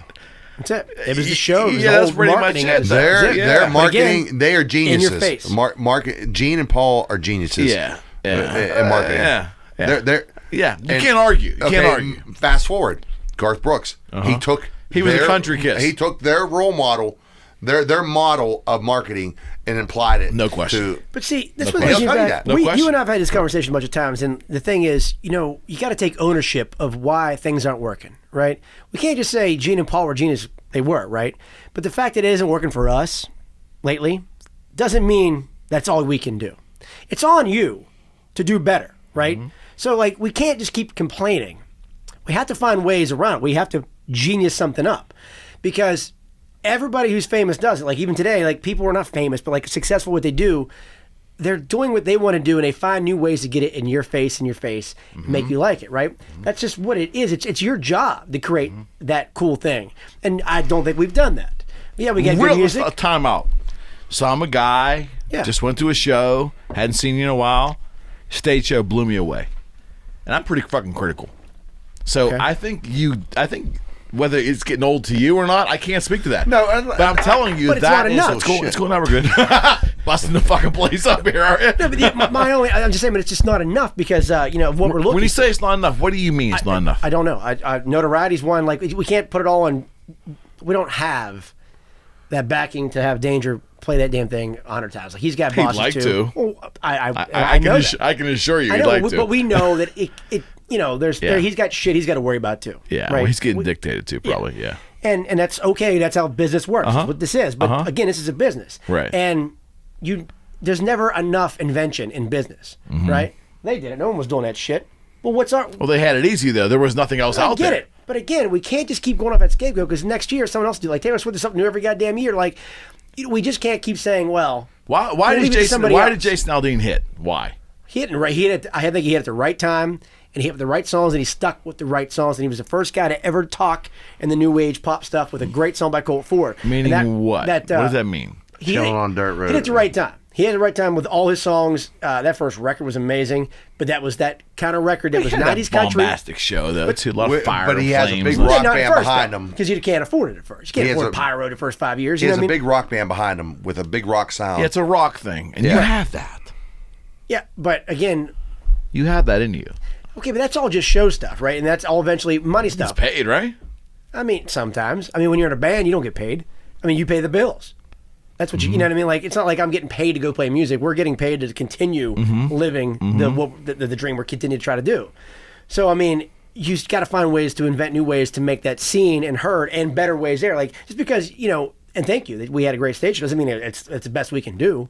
Bullshit. No, I'm not saying that's my point. But I'm saying it's good. I know, but we got to keep that bar higher, or no matter what it is. Like Arnold Schwarzenegger doesn't stop working out. That guy broke his back. He's back in the gym fucking 3 weeks later. So, I mean, I just think that there's just not enough accountability for who you are. You can't just keep playing music and just playing music and thinking, well, that's it. It's radio's fault. We're not working. It's social media's fault. All those things are a challenge. But I feel like... You have to overcome. We have to. You can't get over the wall. You got to knock a hole through the goddamn thing. Right. If you can't get over the wall, you got to fucking blow it up. You got to do whatever you got to do to get over the wall. There's a wall in front of us. All of us, every day, whoever's listening out there in your personal life, in your career, there's a wall in front of you. Motivation. Got to find a way to get the fuck through the wall. Yeah, Mr. Motivator over here. Meanwhile, Speaker Jr. Well, let's get through the wall. No, you're right. No, I get that. I guess my point was, and you and I spoke last show, like, I'm just a middle-aged guy going to see a show, and that was pretty fucking impressive. Like, because, and you talked about the fact that what's different now, and this is what he told me last show. You tell me if you agree. One of the major differences that Abby said between the late 2000s or mid 2000s and today is that it has to be about the show. Unfortunately, the music's almost a sidecar to the actual show, as opposed to maybe it was more even back in the prior part of your career. Would you both? Did I paraphrase that right? No, I think that's why we got the lights to add to the show. Oh, no, that's why we got the lights. But I mean, but the idea that you have to now, and I think he's right. I mean, you have to. Everybody's seeing so much, and the music's not enough anymore. They want to see a certain. It's just like it's not their enough. ears. Why? Their ears are trained to hear certain things now. Like they don't know why it sounds like that, but they want to hear it. That pop. They want to hear that little hear sugar pop thing that's in there. Like I mean, perfect example. Someone comes to our show all the time, like even like someone personally, like your dad or even Donna. She'll say, "I can't tell you what was off, but something was off." She can't pinpoint it. Show wise or music wise. Music wise, whatever. Interesting. They know what they want to hear, and they're not hearing it. They just don't know how to explain it. Like a lot of bands locally refuse to use a click track. And they all want to, just like the same thing about self-improvement, right? And about how like we got to knock a hole through the door, right? A lot of the bitching about today's music is it's all so machine-like. But the truth of the matter is that's what music is now. Right. And now that's what everybody's hearing so much. When you don't hear the machine. Kiss is doing that shit too. Right. Exactly. When you don't hear the machine, you don't think it's as quality because the quality's all around you, right? These songs cost thousands of dollars to make, so that's quality. The machine is making these great sounds. So a lot of bands will just run it off the bat. Like I got great timing. Everybody thinks they have great timing. hardly anybody does, right? And you want to play with somebody who has great timing. A good drummer and a bass player, right? Is just, that's the world. And a guitar player, like, it's good people with good timing. But people want to hear damn near perfect timing. I watch a guy named sometimes Rick Beato or whatever the hell his name is. I love Rick. And he dissects everything. He dissects songs, but it's like, my God. I love that guy. But when you put John Bonham to a click track, it's awful. It sure is. It's awful. But because it was organic then. Right. You put those guys together in the thing, but like that's not or our Rush world or anymore. Yes or Amen. Unless you're just listening to DVE, as far as Pittsburgh is concerned, then you want to hear that. I can't even raw sound. You want to hear. That's the difference between a rock fan and a pop music fan. I will tell you, a lot of country gets blended in now with pop music. That's it. Country isn't a genre. Country is everything. Right? Am I wrong? Country's everything. It's everything. It's everything blended together. Everything. And it should be. Rock and roll should be. Like, I mean, music is just music. And again, it comes back to you find what works for you, what makes you happy, what makes you drive your car fast. Don't get any tickets. But, and you make, you like get like, Junior. I love sad songs. I love sad songs. Okay. They're my favorite songs. I'd rather hear, I'd rather just hear Misery and Gin, Merle Haggard. I don't care. You're not like that, are you? You don't like sad songs. Oh, no. He'll tell you, like, I could sit, like. By the way, I giggled out loud 2 days ago. No, sorry, last Thursday. We're riding around the truck, and like I said, my iPod has all weird shit going on, but it won't play the actual original John Anderson songs I got. They're like re-recorded, which aren't all bad, but they're not all good either. So the quality, right? And Black Sheep and a Family came on, and I don't think I ever heard it because there's a lot of fiddle and steel going on in the background. Like you're talking about the original version. No, talking about the new version because the old version was like in the 80s, so like the sound quality, and his voice is kind of buried. Never got to hear it. And then the new version's like mostly guitar and so his voice is like right up there, and it's aged like fine wild turkey. And fine wild. There's no such thing as fine wild turkey. I agree and disagree with you. And anyhow, he's doing it, and he's like, I don't know what line it was, but the whole song is a work of art, and he's the biggest fan of John Anderson on earth. But I giggled out loud and just like a puppet, like I'm alone in the truck, doing this on my own to an old John Anderson song. I get that. That hole in his voice. Yeah. He does it. And it's just so funny. And some guy was like, "Yeah, that's my man. Yeah. He's so good." I do love the old. Like you do, okay. Like, perfect example, "Silver Wings" by Merle Haggard. Like Misery and Gin. Mel Tillis. "That's the Way Love Goes." Well, I never was a Mel Tillis fan, but Pam, big fan of Pam. Yeah, "Shake the Sugar Tree," man. Yeah. I got to know my shuffle, man. Maybe it was Memphis. That's my hit. But yeah, I mean, I like the '90s, like Mark Chestnut, like "Too Cold at Home," like Tracy Byrd. Yeah. Well, I find myself, weirdly enough, like I was such a huge 90s country advocate because obviously that's how I grew up in that era. Sure. But the older I get, the older I go. Interesting. And I just like when they come on, it's so, I don't know, just like it's so enlightening, and it was about the lyric. It was about the content. Oh yeah, because there wasn't a lot of music. There wasn't a lot of like intricate music. Alabama had it going on back in the day. Like vocals, like lyrics, not just vocal. Even some of the music, like they were ahead of their time, just musically too. Just like. I saw you stay. It's hard for me to hear, what you just said. Like they were ahead of the time musically because I wasn't. Yeah. Well, I'm talking about if you go back and listen to like some of the stuff they're playing is like fast forward to the '90s. Oh yeah, you know what I mean? Yeah, very true. Fast forward to the '90s, they kind of like picked that apart out of the '80s. That sound. So they were ahead of their time, like in. Like High Cotton, like all that stuff that they were doing, like even Mountain Music. Yeah. Yeah. And when they came out the with, harmonies, but like I'm in a Hurry, it was very modern. But you go listen to Feel So Right. Oh, it's so good. And that like I love me some Kenny Rogers, man. Don't worry about that. I'm on board. I've seen him 4 times live. I never get old watching him sing, not singing into a microphone. Big fan of the New Edition. Think about Ronnie Millsap, man. I still get I hear that dun, dun, dun, dun, dun. Like there's songs today that I like Blake Shelton's like that turning me on. Yeah. That takes me right back to Ronnie Millsap, man. You got to take it all back to Nat Stuckey. Well, nothing's original, right? I mean, So- like, No, everything's been nothing's original. There's nothing original. There's a guy there that he got overlooked there. That guy. What's this guy? Who's this? Nat Stuckey. Oh, his name's Nat Stuckey, and here's what I became a fan. Tell us the story of Nat Stuckey. Well, I don't know the whole story of Nat, but I'll tell you my story of I Nat started Stuckey. talking about it, and Well, because a few years back, I was listening to Prime Country on XM Radio. Yeah, And I got that occasionally, station. they'll throw something that blows my mind, right? That Okay. I've never heard, and the name comes on. I'm like, what the hell? Like Narvel Sure. Feltz. Like what the hell is this? I forget the song, but it was awesome. Okay. Anyhow, but Nat Stuckey came on. It was it's called Sweet Thing. That could be a Sweet new Thing. song. It was awesome, and it's like got this money, and it's just about his. He likes save some money from work and go down and cheat. catting around. Catting around at the Catting bar. around, Catting around. and his woman comes down. Anybody here seen Sweet Thing? It's so good. But again, going to paraphrasing for word, like by playing in a sandbox. Playing in the sand, yep.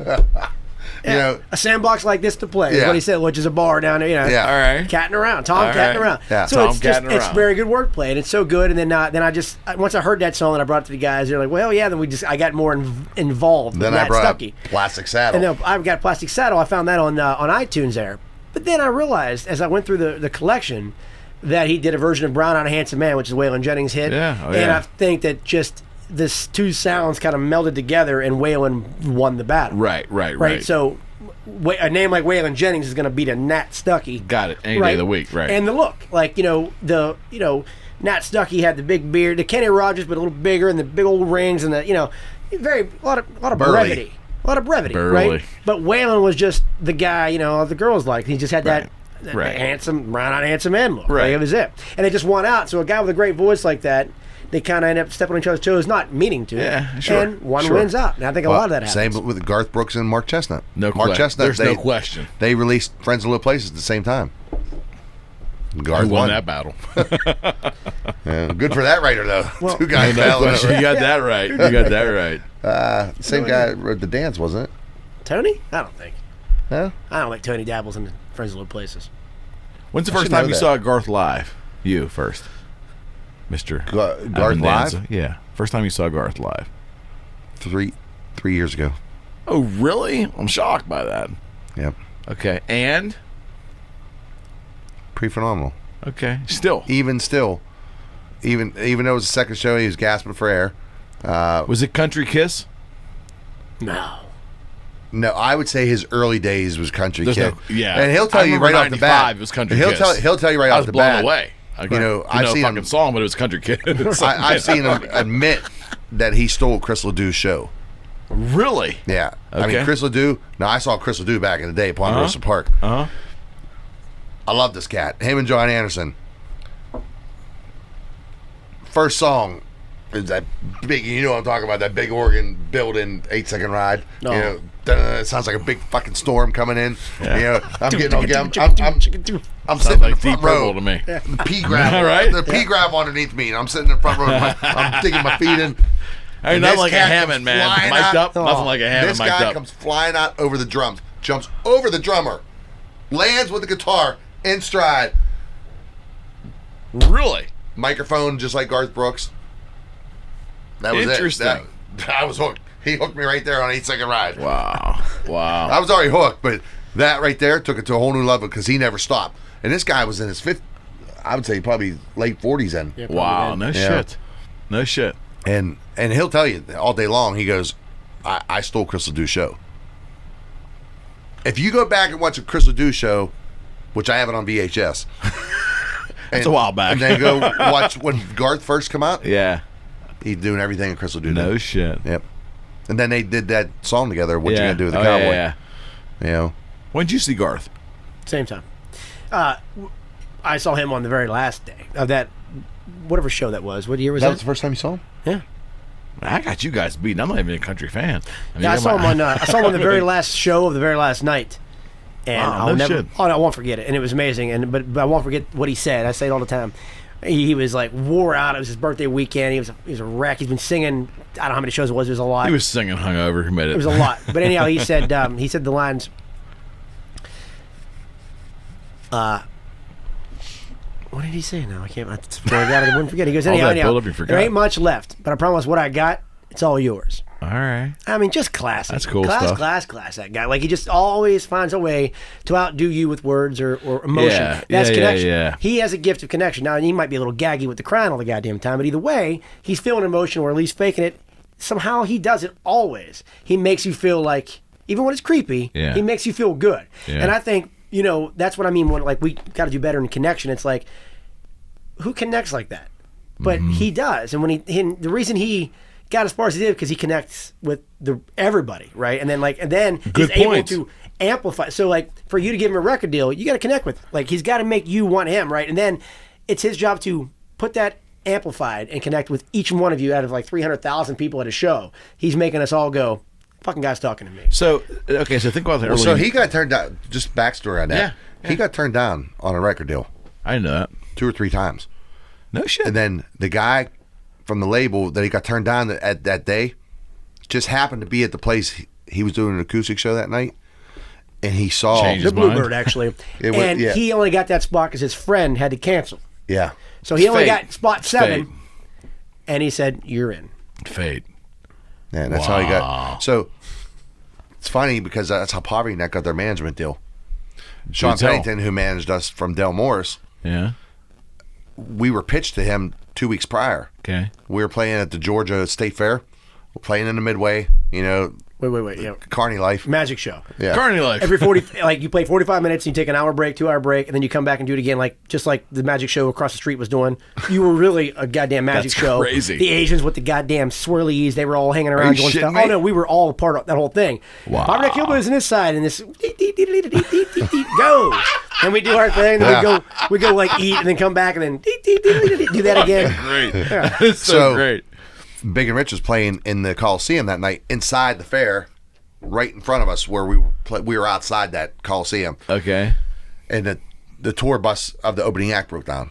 So Okay. the guy from that ran the fair goes, "Hey, would you wouldn't have to play your show out here tonight. Would you want to go in there and play in front of Big and Rich?" Damn right. No, we wouldn't. don't want to do that. No, why would we want to do that? So we go in there, and I don't know what. There was a lot of people in there when we played. It was packed already, and we killed it. I mean, Nice.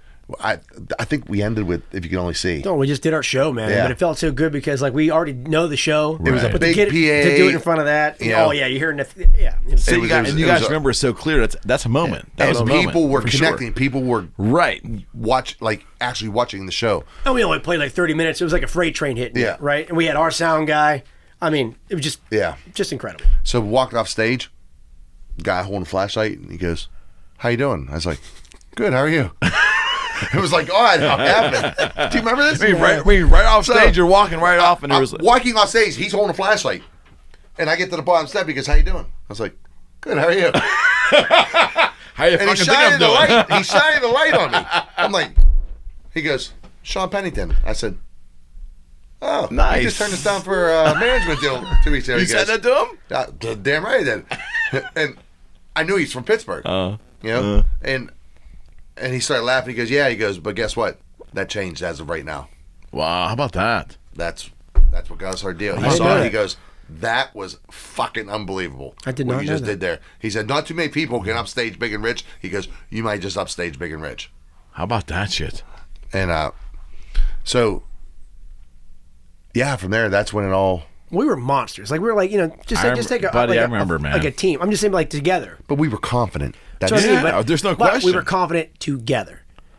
I mean, say what you will about everybody else in the band, like how it went, but man, when we were together, we knew we were going to win the fight, right? And playing music was the fight that night, right? If it was just to win people over or beat somebody behind right. us, that was a fight. We couldn't wait to go in and fight. Fuck yeah. Because I've been trying to fucking tell you for 4 years, you got to come down and see these guys. But that was such an indelible mark on me that when you ultimately stopped, it was like, why? Like it was, and I'm going to echo what all of your audience said. Like, what the fuck? So and then you come in like months later. Of course, I was going to welcome you in. Of course, I want to know what the fuck was going on next. So you did the solo thing, which to this day, to me, was an impeccable album. It's in my car right now. I've been listening to that album for I can't tell you how long. And So you know, what- and it's funny because It's in my car. If you I go in wrote- my car I right wrote now, most it's of out those there. songs for Povertyneck. I know. We were just I know. a different, you know. Did you play with him on any of that? Because I was No, there. it was your breakout shot was there, and there were some Nashville guys there, right? Did you have a It whole was all different band? national musicians. Yeah. Okay. And where were you at that time? Where were you? Oh, that was when I was trying to do it on my own, but Okay. failing because I just don't have any. Yeah, kind but of, you and I were still doing acoustic shows. yeah, together. but I mean, but as far as I am concerned, I wasn't. I just was not doing it. But I did record 2 songs with Buddy Hall, Okay. and I'm still proud of them today. I Yeah. heard them, they literally hit my playlist, and I said, "Holy shit." I'm I trying to knew get a hold that. of you, by the way, Buddy Hall. We were playing phone tag 3 years ago, and then I don't have your number, or I don't think you're on Facebook. Anyhow, but it was like really good stuff, and I missed that. I was like, it's a couple songs my dad wrote, my brother and me, Sure. and it was like, oh, that's what I was doing. And then I just, it's like, it's very, like I said, this guy, he's a businessman first, and he's always trying to.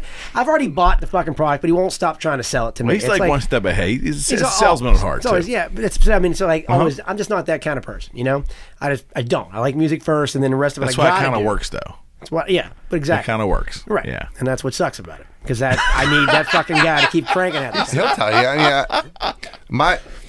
Okay, let's go back to Povertyneck. When everybody was out partying, I was the guy out networking. The next thing. I did party sometimes, The next but thing. but I had, there was many nights I had rights that went till midnight, or I'd meet up with those guys maybe at a bar or something like that. When I was in Nashville, I was making the most out of it to network. The vision part of it. Yeah, I mean, even when we played shows around here, I always went up and thanked. I never tried to burn. Obviously, I don't want to burn that bridge because. Did you feel you were the face of the band then? Well, I think I had to feel that way because I was the front man, and growing up, when you thought of a front man, you thought David Lee Roth. you thought Which by and large creates a lot of the problems that we had. Sure. Yeah. Sure. He's a front man, but so does the fiddle player want to be, and obviously the other business head is Dave Kramer. So like the three of them are constantly fighting, right? And then dealing with our shenanigans as kids, basically, Yeah, behind yeah, it. yeah. So like, Yeah. that's one of the, a huge reason why it was so tough to get along with anybody, because those three were always having a hard time because each guy kind of wanted the same job, right? So regardless of what you were, you still wanted that job to be the face of the band or into where the head or the chief. And the three of them were going at it all the time. But he naturally I only had it wanted because to- he was the. Got it, but that's what caused. But You know what my I mean? argument was, I just want to be the chief on stage. I Right. mean, that, Afterwards, it's my then- job to yeah. be connect with the crowd. You got to let me connect. Yeah. We've actually. But when- again, when let's- management came into play, Yeah, I get it. and he I was get an it. intricate part when we got our deal because now he was a good-looking guy. We wanted, he had to be up front too. He paid his set. There was no problems with that. There was no problems with that. There was a time for everybody to shine. Sure. And moving It's a long parts. show. It's a But- long show. Management had to have a sit-down talk and say, look, I don't give a fuck. Right. I get it. This is how he put it. This is exactly how it was said. I'm going to tell you exactly how it was said. He goes, I don't give a fuck what you do. He will always be the face of this band 30 years from now because they didn't see a guy dance around on the fucking stage Yeah. on radio. Yeah. You got to tell the truth. But play your part and make money. Yeah. There's a time for you to shine. And what he did on stage, Chris, if you're watching this, it worked. There's no question. There's but no question. It was There's a no question. moving part thing. Someone had to be in control on Right, that. right. It was my job and that's why I always try to stress. It was my job as the front man. Right. It's my job to connect with everybody. It is your job. That We band. were this close to signing a multi-million-dollar deal with Sony. Wow. This close, to the point where the head of fucking Sony came in to see us. You know what he No, said? not just the head. Yeah. Buddy Cannon as well, Yeah. who produced all Kenny Chesney's record at the time and Right. still was now. gonna Right. co-produce us. They all came in to see us. Yeah. So you got Mark Wright, who's the fucking big cheese of Sony, Buddy Cannon, who was going to co-produce us. I get it. And that's when Kenny was at his height. And then you had Clay Bradley, who was the head of A&R. What else did you need? You know what Mark's first words were to Bob Corbin? Ain't gonna work. 6 songs in, he looked over at Bob and goes, ain't gonna work. And Really? I was like, okay. And Bob goes, well, do you want the truth? And I said, well, yeah. He seen too much of us on stage. Button heads. Whether anybody wants to hear that right now or not, that's the nature of the beast. It is what it is. He knows because he flew to Nashville with me because they want I know because I'm not a goddamn idiot. Yeah. And I've lived my life watching. Like, we all got a goddamn job to do. Yeah. Right. And that's the thing. Like, there was a time for everything. It was an entity. It was it was a band. It was a band. But my job, the reason I was brought into that band was to be that fucking guy. I had to fight for my fucking job on stage every night. That's not. And Corbin's in that picture up there, by the way. He knows already, but that band Gravel. Oh, yeah, I'm not expecting you to know that, but Gravel was you Corbin. Know about Gravel. Corbin and Hanners. He always talked about Gravel. So the guy on the right, all the way on the right, that's my uncle. Yeah. So Equity had already turned us down. Yeah. Equity Music had already turned us down at that point. Sony, I mean, that was the biggest thing back then.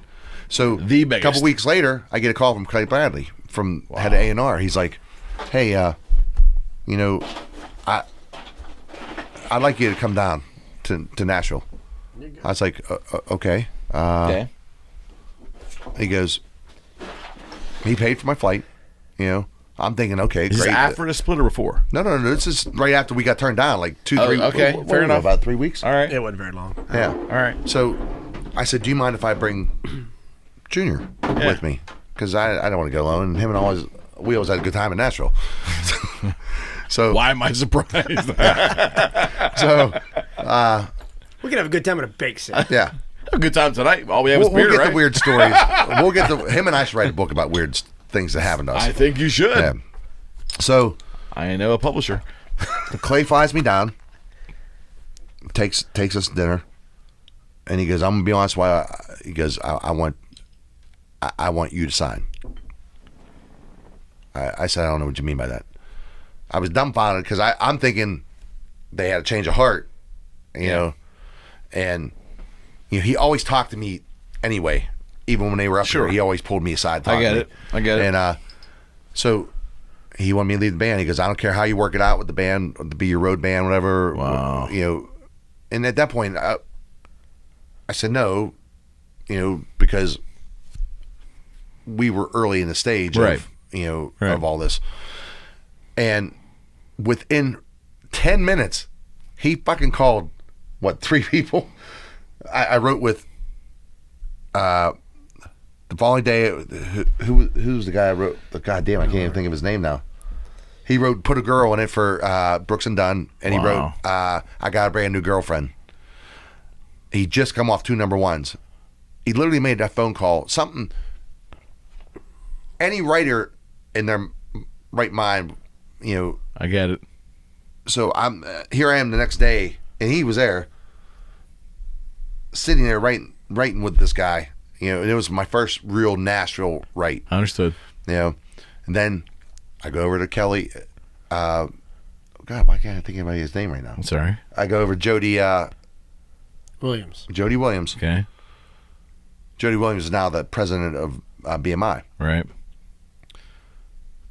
As he should be. It introduces me to Mark Narmore. Wow. Mark and I wrote almost all those songs on my solo record. Yeah. So I can't tell you, like, when we did hit with Rust Records, right? I remember at the CMAs, Jody Williams stopped me in the hall. He goes, "I want to congratulate you." He goes, "Your CD has come across my desk. Povertyneck CD has come across my desk like 3 different times by 3 different people." Wow. He said, "You made it." He said, "How about that?" So it's funny now because Driver Williams, his son, was his secretary that scheduled all the writers together. Okay. And scheduled me and Mark and all that. Okay. He's Eric Church's. Yeah. And he scheduled me for a write with Eric Church, and I had to fucking cancel. My God. Because we were going out of town to do a thing. And it was last minute. And Eric Church, At that time. Yeah, at that time. Didn't really have anything going on, you know. Can't predict that. And Well, I mean, he did though. he had 2 pink lines. That's No. He had how our church got all this together was his fan base is the reason why he's on the radio.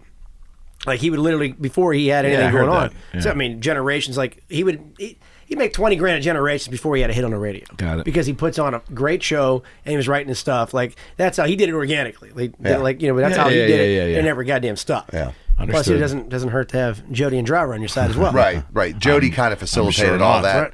Jody was the one who believed in him, so to speak. Yeah. And put.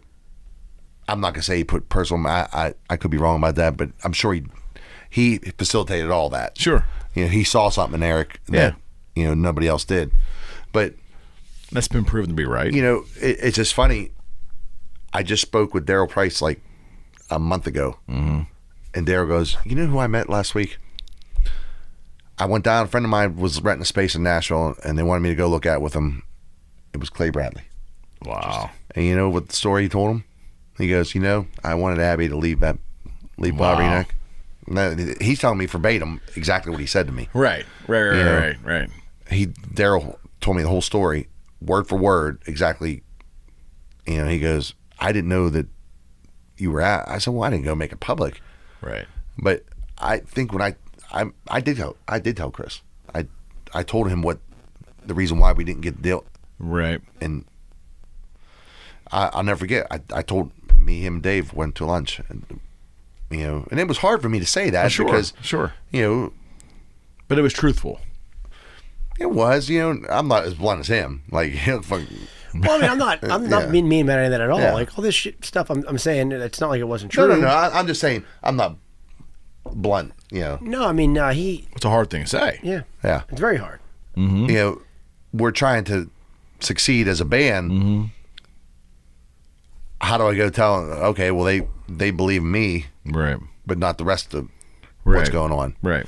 And they'll tell you Alabama, they're great on stage, but they fucking beat the shit out of each other off stage. There's no question. There's no question. I get it. I heard all the stories. I know.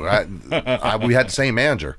I heard like stories that would just blow your mind. bet. They literally fist fight on the bus. All bands are just a bunch of guys together, and it all works because it's a bunch of guys together, right? And But hopefully it starts out good, right? Right, But but the intentions but- are good in the beginning. and hopefully right? everybody can learn their job and then know what they're supposed to do and what they're not. Or supposed their to do. roles. Right. The roles That's are their the job. most important thing, right? So to do that, and I just feel like, what Chris gave us, Higby gave us, was like he was the entertainment factor. And I just feel like he couldn't let that part go to just be the entertainer and be the fiddle player, right? So Right, that's the only thing that sucks. It's like because we're all together, like we made the show, we made the fight, together. Yeah. When it was played right. Don't get me wrong. I still hear people like, man, people miss seeing the fiddle player. Where's the fiddle player at? We hear it all the time. Absolutely. All the time. So it's Absolutely. like, no, what he did leave behind Right. What he did on great. stage was goddamn great. it just You've didn't know how always to said control that. it. You've always said that. was goddamn great. Just didn't know how to control it. And maybe there was a way to do it back then that we could. Probably not. Probably not. Okay. Yeah. just he's we probably probably right. couldn't have He's done probably it. right. Picking on anybody. I mean, it's fast, just fast. We're talking about some history. Yeah. Uh-huh. And I just think, I bet even looking back on it now, People he won't admit saw it. plain He'll as never day admit it. there was friction between him and I. right. They Oh know. yeah, no question. No question No about question. it. I mean, because I was fighting for my job. Like, and there was times I would just say, just let the music speak. Right. The drive behind Povertyneck came from No question. that guy. from me, Chris, and Dave. Right. But We I'm just saying- drove to the point where we drove each other. We pushed each other. Chris is a hard-working son of a bitch. There's no question. Like he is out of his mind hardworking, and he doesn't quit. And I think that's the only downfall about it is that he puts the blinders on. We all were good at things, and we worked as a train, doing that. But at some point, you got to stop. Shit gets fucked up when it becomes business. no question. Every time. I Every time. think that's why it's working right now because we all get it. We've been through it.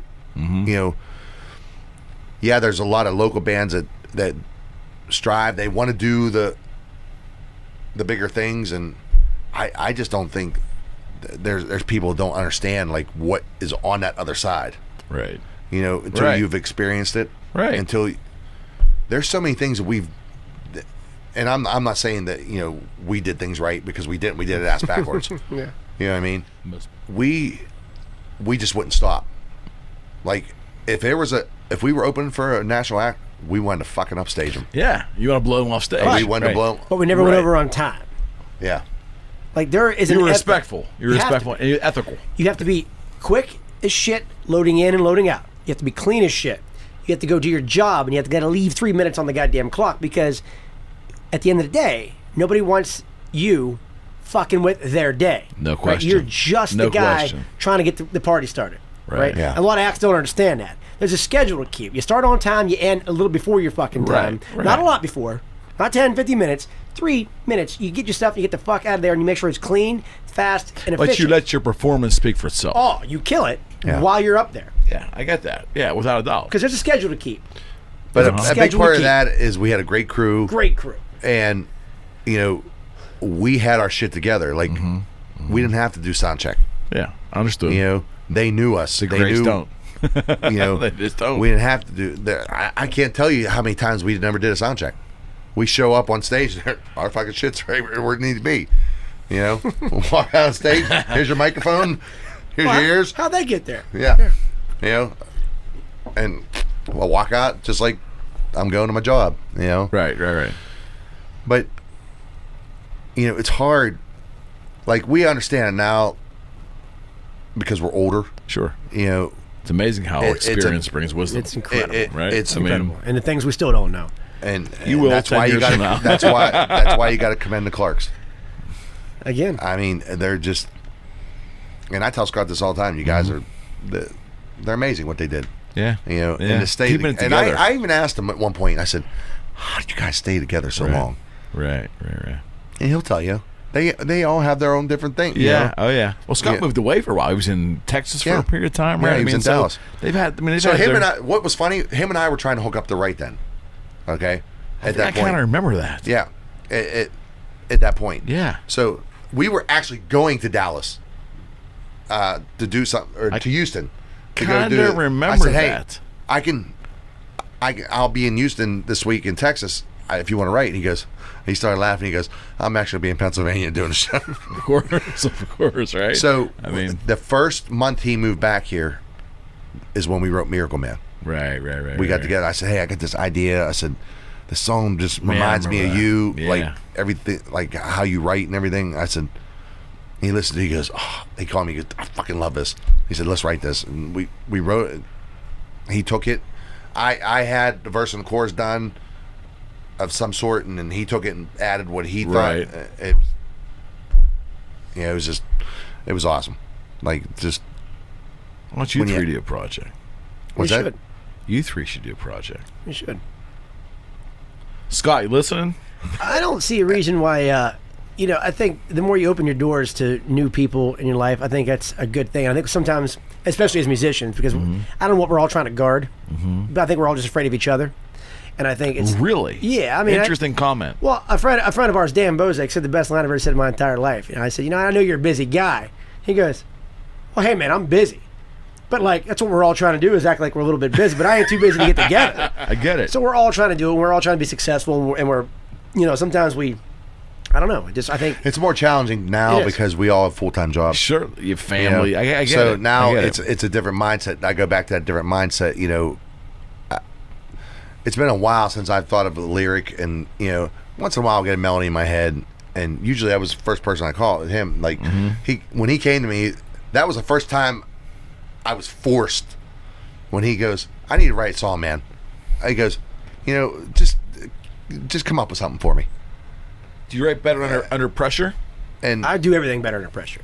I don't do anything. If I have time, I Okay, won't do so I think that was one strong point of Povertyneck. interesting.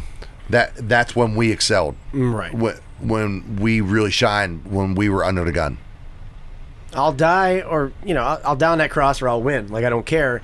I do care. It bothers me, but I know if I have time to study or practice, that won't work for me. I have to work on something for 3 months before it comes in 6 months. Oh, Okay. that's where that thing went. Okay. I've been trying to play this thing for 100 years, and all of a sudden, 6 months here, oh, there it is, came out of nowhere. Like, I can't practice and retain. I just can't do it. So I just got to keep doing the same damn thing and hope something new comes out. Yeah. So Paul Stanley of Kiss told me 2008-ish, started working with the guy. I said, so I told him, I said, Paul, you said one time that inspiration is like overrated. What do you mean? He goes, it is. He goes, the Casablanca Records would give us a date saying you have to have this album, the entire album, 6, 7, 8 songs, turned in by this date. I wait till about a week before that's due, and the necessity brought inspiration. That's it. So he goes, I agree. the last week, God, you start cranking out stuff, and I'd go to work, and it was. I didn't need to think about the hills of India and the sunsets over Maui and this beautiful blonde I was sleeping with like 5 months ago. I didn't need that shit. It was like A deadline. necessity. Okay, deadline. Yeah, a deadline made me sit down and go, okay. He goes, I'd be on a plane writing song. Wrote Love Gun on a plane like in 20 minutes. Done. He's like, necessity brought inspiration. Now, how does that? Do you somewhat agree with that? Not agree with that? I completely agree with that. I just Or do you? How do you feel about that? Because you're looking at me sideways. He So, seems less. sure. I mean, his point was, you give me a deadline, I will get there. I'll match it. I'll be there. Yeah. But it might be like the last week I do it. I'm deadline. You're a planner. He I am a plans planner. things. Okay. I plan our vacations. You're like a when we go out- salesman, there, right? Yeah. You have to be. You have to be to some Yeah. degree, right? I mean, I'm not a great planner. But you put effort. Yeah, into planning. I you do. never canceled on me, buddy, so you're all right with me. I've had to move some things That's around, okay. but, But you never canceled, though. You never canceled. And you got him here, that's a right. modern miracle, right? I'm glad to be here. yeah, that's a feat in itself. So I'm It saying is. the first show, I got to get Junior here. It might be a chore. I'll get him here, though. Sure. well, so him and I have shared a lot of odd encounters. I imagine so. We've We've got very civil tonight. It's been civil. yeah. Oh yeah, everything's Very- great. yeah, Let's like talk about our PC friendly. encounters. Let's go ahead. Oh, I mean, We'll start off with the You Butler haven't County. shared We'll women, start off right? with the, when you say we'll start off with the Butler County Fair. All right. So What year? How many times you played that thing? 2005, I believe true. it was. Wow. True. Povertyneck Days. Good question. 2005, I believe it was. John Michael Montgomery was the opener. Okay. Or we were the opener. John Michael was closing. Okay. He Ran hasn't into drank John. much either. You He had saw to it. show. He's the Ran full into one John right there, right? and his fanny pack out in the midway. Swear to God, fanny was that, pack. wait, was that even a thing in 2005? No. No, Listen, that was like a 90s thing, he right? made it. He was carrying the thing. studs of fanny pack. Oh, I mean, this is okay. like a 4-tiered fanny pack. All right. Was I mean, this he had center? pockets. Was this center? Was He it had- center, right center? No, left it center? was off center. Oh, it was off center. Probably And left, I there was think. pockets inside of pockets on that thing. Nice. So it all started there. Oh, shit. So there's a lot of times him and I recognize things at the same time and don't even have to don't say say a word it. and look at each other, and It's very weird. it how happens all the time. but it always happens, and we notice it at the same goddamn time. And it's So there's times I can't look at him because I know he sees it, and I won't even look at him because Right. I know he's looking at me, waiting for me to I look get at it. him. I get it. Yeah. So we decide we're going to go see the world's smallest girl. the world's smallest girl. yeah, I believe it's small. It Butler wasn't County tiniest. Fair. 2005. Yeah, definitely. It was a small. That's an exhibit. It was I'm an guessing. exhibit. It was an exhibit. Trampled down pathway into the tent. first it was time. so it First was time a- for me. So was like a backdoor exhibit? It wasn't like No, center no. front, So right? here- it was here's like how it went. Well, Walking we have wide angle cameras. You're good. We're following the cattle trail in. Say this is the pathway comes out around like this. All right. This is the area right here, Okay. like the hay, the barrels of hay. yeah. down hay. Okay. True All right. about. I'm gonna let you tell from here, but The smallest woman. we get up. All right. I so, get up to the thing first, okay? So we paid. I don't know what we paid. Like a dollar. Yeah. It was Okay. a dollar. We A paid $1 dollar? to get in there, Yeah. and he's like, "You want to go see this?" I said, Pretty good deal. "Yeah, all right, let's go see this." And then we're talking about it on the way in. I gotta stand up and do. Hold on. I'm talking in the SM7B here. Sure, if you're listening. So we're talking on the pun. way. Yeah, I'm talking on the way in, and I'm like, hey, I don't I'm not like it's like a weird pathway, and there's not a lot of noise, but we're talking and kind of giggling. And also, I'm a bit nervous because I've never really been to a freak show part of town. I mean, I live in a freak show, but I've never actually seen. You are a freak show. I've never actually seen a freak show. So other than the mirror, so we're going in, and there's just this like a trough. Well, no, it was like a table with a partition up, and we're supposed to go around one of the sides, but we didn't know what to do. So we walked over, and he's tall, right? So he was already seeing what was going on as we're walking. And I had to go like this around this back part, and I went, and she went, she could hear rustling around, you know? She could hear it was rustling, she's doing this. And she was like, I can't believe how small. How big was she? Oh my God. Oh my gosh, she. Oh. A foot? Man, no, I don't know. 22 inches. I mean. Oh, come on. I'm telling you, it's like 22 inches. No, this is a real live thing.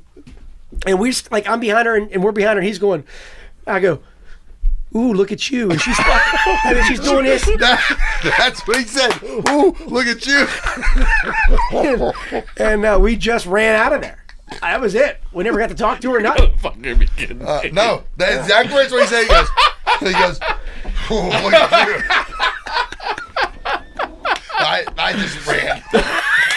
So a foot tall, a foot and a half, 2 feet. Guy, no, like 22 she was inches. Sitting down and even sitting down it was interesting. I'd like to know her name.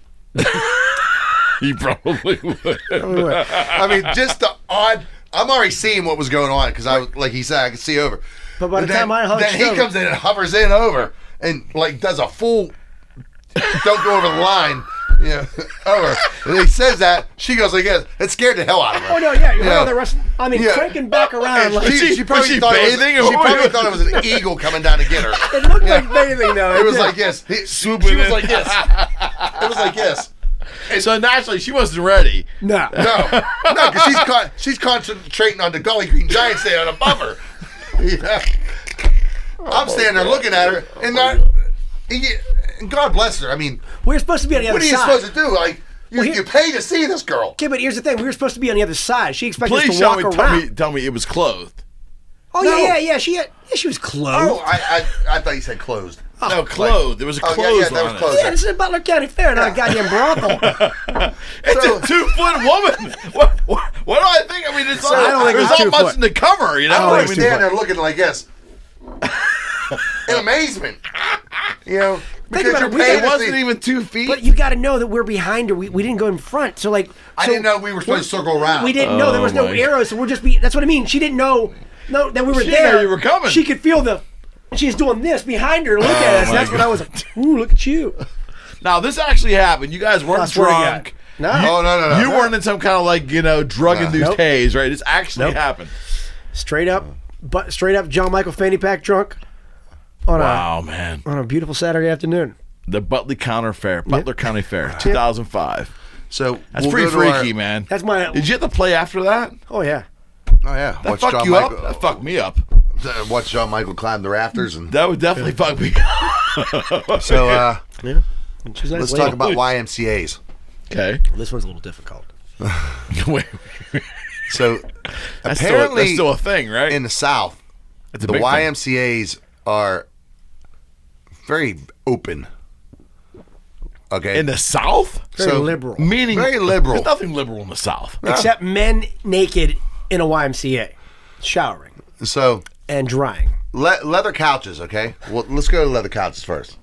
Wait, first off, why was Povertyneck in a YMCA? Because that's where we used to go work out. We got memberships, so we. Okay, so it was a weightlifting back thing. Then, I don't know about now, but like back then, he was kind of like a beefy guy. Back then, when you got you a member of any YMCA, you got to go in for free. Okay, all around the country. I get that. That makes sense. Okay, so that's why you were there. We would always go find a YMCA. So it was like Groundhog Day. Every time we got to a city, you wake up, try to go find a gym, the YMCA. Because you guys had a state presence to maintain. Tanning bed. Eat lunch. Tanning bed. You gotta fucking get yourself together. Oh, you guys had to figure it out, right? DT. What was that called? You gotta have fresh Mach 3s for your privates. Yeah. You know, you gotta have everything ready to go. You know? So anyway, you have not disappointed, friend. So we're sitting there. We get in this YMCA. It's a beautiful YMCA in North Carolina. We got done playing basketball. We get showers. Come back out. Big screen TV, and there's like 3 Football. leather couches in a U shape, like 2 here, 1 here, 1 here, nice. and 1 here. Yeah. Okay. It was. These guys are sitting there, legs spread. I mean, nuts hanging out everywhere. Some guys had towels and just like were like defying the towel, right? Okay. And some guys just didn't. There was no towel. They just were Sitting on a leather sofa. well, not leather. It was like wicking at that time. Vinyl Some sofa, sort of whatever some it sort was. of sofa that wouldn't stay Pleather. wet. Pleather. Pleather. It's a good word for it. Ugh. Stuff that wouldn't rot with water. So, I mean, I'm not one to fan out, you know. Sprawl. Sprawl. I thought Ease into it. no, there was no easing into it about it. You were balls deep. And I had no pun intended. It's a pleather. I mean, they were everywhere. Oh my God. So I said, hey, I'm going to go in the steam room, the sauna. You want to go in? He goes, yeah. Yeah. We go in with our nice towels, put them down. I still have a towel attached to me. Like gentlemen. Okay. Sophisticated. I'm not going to go in there and show my junk. You know? Already seen it. You know? Not that impressed. So he's just saying that. But He's jealous. we're right? sitting there. We're sitting there like haunting me all normal these men. years. Normal men Right. with our towels on. Okay. Right. Now, Very close, mind Shit, you. man. It's very, it's it very was a small. very sauna. narrow sauna. So, say here, this is where we're standing. We're sitting right here, okay? Right here's the walkway. There's the door right there. Junior's sitting right beside me because it's small. Oh my God. This 80-something-year-old guy comes in. All right? Now, I'm least. going to reverse the angle here. This is the door. This is the door here. All right? Junior and I now are sitting here, facing this way. Okay.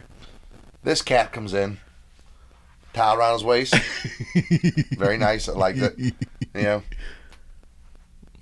takes his towel off. Of course. There it is. Oh, come Flaps on. it down. Come on. Puts it on the ground. Oh, come on. 80-some years old. At least. Stands on the towel. Junior and I right here. The microphone. Junior's face. My face. Okay? This guy's standing here, okay? About 20 inches Skin away. hanging everywhere. 20 inches away. I mean, everywhere. there was so much skin much that I can't tell you. It looked like someone just raped a chicken of all its feathers. Okay? Right, and then ripped all the meat out, and all you have is just flabby fucking horse shit of an old man. Covered in sweat, mind you. Of okay? course. Covered in sweat. Of course. Standing there, looks at Junior, goes, it's so awkward, Junior. And he tries to make conversation. Of course. Yeah. And he goes, Oh, And get the fuck out of here. shit. I mean, there is shit flying everywhere. So much sweat. So much sweat.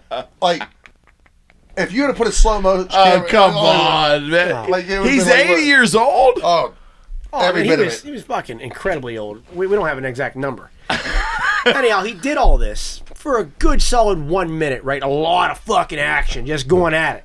It's going all over us. All over our Right. face. But we're glad You he put couldn't the get towel away. down. You couldn't get away because there was a wall behind you. Yeah, we're glad he put the towel down. But then he just stepped off the towel, wrapped it around his waist, and merrily, slowly, walker style, out of the goddamn sauna. Leaving us with his chicken sweat and questions. Ball sweat. Yeah, ball sweat and I mean, questions. There was no manicure. whatever There else was was no in there. manicuring going on there. Oh my God. No. For years. Oh my God. Oh my God. See, For that would years. scar me for life. I don't know if I get past that. Chicken wing, we know you're dead now, but it was good hanging out with you. Bro, he might be alive. He's dead. Oh my I God mean- almighty, man. See? Okay, let's And you, bring this and, to you, an- and you live to It's tell the not done story. yet. The best is yet to Oh, come. please. Jesus Christ. I'm going to let this cat You gotta be share kidding this me. story with you. Ain't nothing more At the horrific than that. Uniontown YMCA, a local. Okay? Backyard. So he's had it at this point with the YMCAs. Go ahead. Well, this is a difficult part to jump in on. So, That's why you're here, pal. Back then I was, working out. I was real small and stuff. And I, Here we go. So we'd always go into showers, and there's always these old fucks in there who just... It's Peg Your Buddy Peter shower. It's like all like lined up showers. It's a gym. One big Of course. You're one big room. Of course. So this one guy had a real thing for me this day. So he's like he's under there, like it's Abbondanza kind of next to each other. Like we usually left like one shower in between. Courteous. This one guy's like just fucking wiping his head, washing his hair, but he's been there he's been there since we got in there. All right, I'm already down to my goddamn ankles, and he's just still staring at me. Right, he's doing this. He's just going. And then he's giving you the look, right? Oh, he's getting into it. And then he just keeps doing it. Then he would turn his head around for a minute and take a little bite. And then he'd come back around and do some more eye stuff. And I went, I've had it. You know what? I'm going to do this. Because they always try to make you feel awkward. You think? So I always kept a Mach 3 near me, and it was time to do my undercarriage of sorts. Start manscaping. Yeah, manscape the things down there that calls me a man. And, oh, my God. And I do it, but I get the gumption, I wash up, and I turn around and I look this guy straight in the goddamn eyes. And I just... Now, hold on. Where are you? He's watching. I'm a stall and a half over, okay? I'm like this. It's gone. It's all right. It's There's all no right. It's stall. all right. There's no stall. Okay. Hold on. We're This good. lovely guitar you just gave me. I don't want to ruin it. Yeah, right on. I had to find that thing. I'm about this far away from him, okay? I'm watching this all go down. I see him turn around, grab his shit, grab his Mach 3, and do this. Get the fuck out of here. Get the fuck out of here. This is my cue to leave. What? This is my cue You're to cue to leave. leave. Well, I'm never breaking eye My cue to contact. leave. No, never break it. Him and his guy are staring at each other, right? He goes like this. Start shaving. I go like this. Walk right between them and walk out. It didn't take him long either. That guy shut the guy. I won. The guy I'm shut sure the shower you and did went win. outside. I'm sure you... But now I'm giggling the whole time trying to get the fuck out of the shower. I'm out there drying off. I'm like, I'm walking out. He goes, fuck him. I won. Yeah, do a little drama, right? I'm tired of these old fucks. They murdered. So at what point did you guys decide you're not going to YMCA's anymore? Probably when we quit the band, basically, because we weren't traveling anymore, you know. It was convenient when you're traveling, you know. Yeah, well, you're not, confined to a 30-foot tube, every day. Did you guys 40. so driving in that tour bus, did you ever get fucking fed up with each other? Oh, yeah. I never get fed up. No, I mean... honestly, we had a lot of fun. We would get fed up at, at certain things, business bullshit, but, basically, we were having a blast on there. There was always the same 5 of us in the back room. Mm-hmm. Watching videos. Watching It was videos the band. Was it also the crew in there? So how many were on that bus? 13. Oof. Including the bus driver, 13. That's a lot. That's a lot of cats. That's a full house. Yeah. Which I just talked to Buddy the other day. I love Buddy, the bus driver. Yeah. Still in contact. I'll never forget what he said though to this day, and it was at Wapakoneta where we played. The guy come knocking on a bus. He goes, You mean First on the Moon? Wapakoneta. Yeah. Yes, you do. Yeah. Okay. Guy come walking up, knocked on a bus. He goes, "Hey, my girlfriend's in there." He goes, "Man, there's a lot of girlfriends and wives in there." What she looked like. And there wasn't. He was just being a dick. Right. Dick. You I know? think there probably was. At some point in time. Yeah. Yeah. Yes. But yeah, That's great. I still laugh every time I. That's great though, man. Yeah, he was dead serious too. You just gotta know, Buddy. What's she kind of look like? Yeah. Give me a description. Yeah, you have a tattoo. I'll be right back. You got a picture? He walked out. Is this her? Oh my God, man. Yeah, Yeah, that's the great thing about you too. You guys are still doing it, but you have all this fucking history. That's kind of why I wanted to touch on that. Yeah, we each tonight. went our ways, doing other. But at the end of the day, like me, him, and Jeff are. It's just like. We don't know any other way. Right. It's family. Yeah, it's like, 15, 16 years now. Well, What did you think of better his at math. solo record? When you His? first heard it, yeah. Well, I was there when they recorded. I had to drive $15,000 in cash down to pay for this thing. I didn't know this. Well, Do tell. Do tell. So he got some sponsor, like always, give him some money to do something stupid. Yeah, he's the ultimate salesman. To go fail. So he gives me. Fail. That was a great fucking album. Didn't work though. But anyhow, it was a great I don't know, record. that's So great. anyhow, we take it down. It's still in my car. We take it down, and he sends me down with this video guy. And so the video guy, see, there's a lot of stuff. He's got a videographer, so like he's in Pittsburgh, so I got to drive this guy down with the money. So we go down and we do this. It's and we're down in Nashville? Yeah. Okay. We get down to Nashville and we're watching the session, having a good time, and that's it. Like just watching everything go down. He's still doing that, hand on the money because he wouldn't take it on a plane. And so he says, we weren't allowed to have over so he a certain said, amount of money. I remember. Right, so he sends me with the drug money. And Drug money. Yeah, and I was just there the whole thing, and I got to be honest, like I really enjoyed the record. I mean, we there's some things obviously that him and I both thought should have been done a little differently. Sure. But I think Sean did an amazing job. The musicians were awesome. I really love it. Like every time I hear Froggy plays Slow Dancing. Yeah, Slow Dancing. The other one too, Crazy. That's the one I hear mostly. Good Kind of Crazy. They're good. They're good in songs. He performed them well. I thought it was very well. I really like it. Were you there at the first the show with? Yeah, we opened up. Me and I remember that. Yeah, Sorry, it doesn't matter. Me, I believe you. Me, our old drummer, and our old bass player. Me, Ryan Lukoch, and Jeff Volek had a band called the West Virginia Push. Yeah.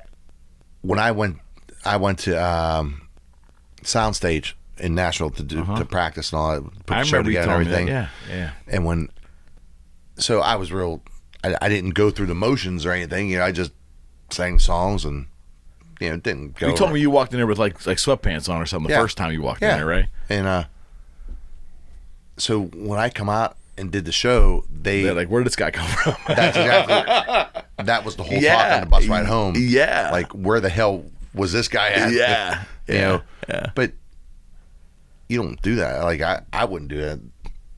It soundstage, like, right. No reason for it. Right. But I remember Sean calling me. He said, "You really impressed them. They thought they were coming into like a a Yoko Local kind of thing." Yeah. And then we didn't have a sellout, but it was about 800 people there. There was a shit ton of people that night. It was busy. But I never forget, like, the merchandise was. I forgot about that. I'm kind of replaying it all. I think I did like 13 grand of merch that night. I remember. It was crazy. It's a big night. I mean, even for my little business, it was a big night. This Danger brought us up there. Between you guys, you guys were done. Mm-hmm. We were throwing out like people were going, shit, you're crazy. And I'm going, wow. So there's something. No, something going on here. It was funny because I did a couple shows with Randy Owen from Alabama, and Sean was managing Randy, so I got on those shows, and he goes, "You two fuckers are the two biggest bands, one from Pittsburgh, one from obviously Nashville with Randy and all." Right. And he goes, "And we can't get 5,000 people out to see it." Yeah.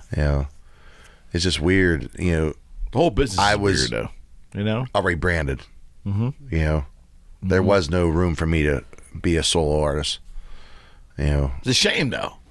It is, but that was a shame. People think of you as one way. That's just society, man. And I get it. I mean, you guys still feel that?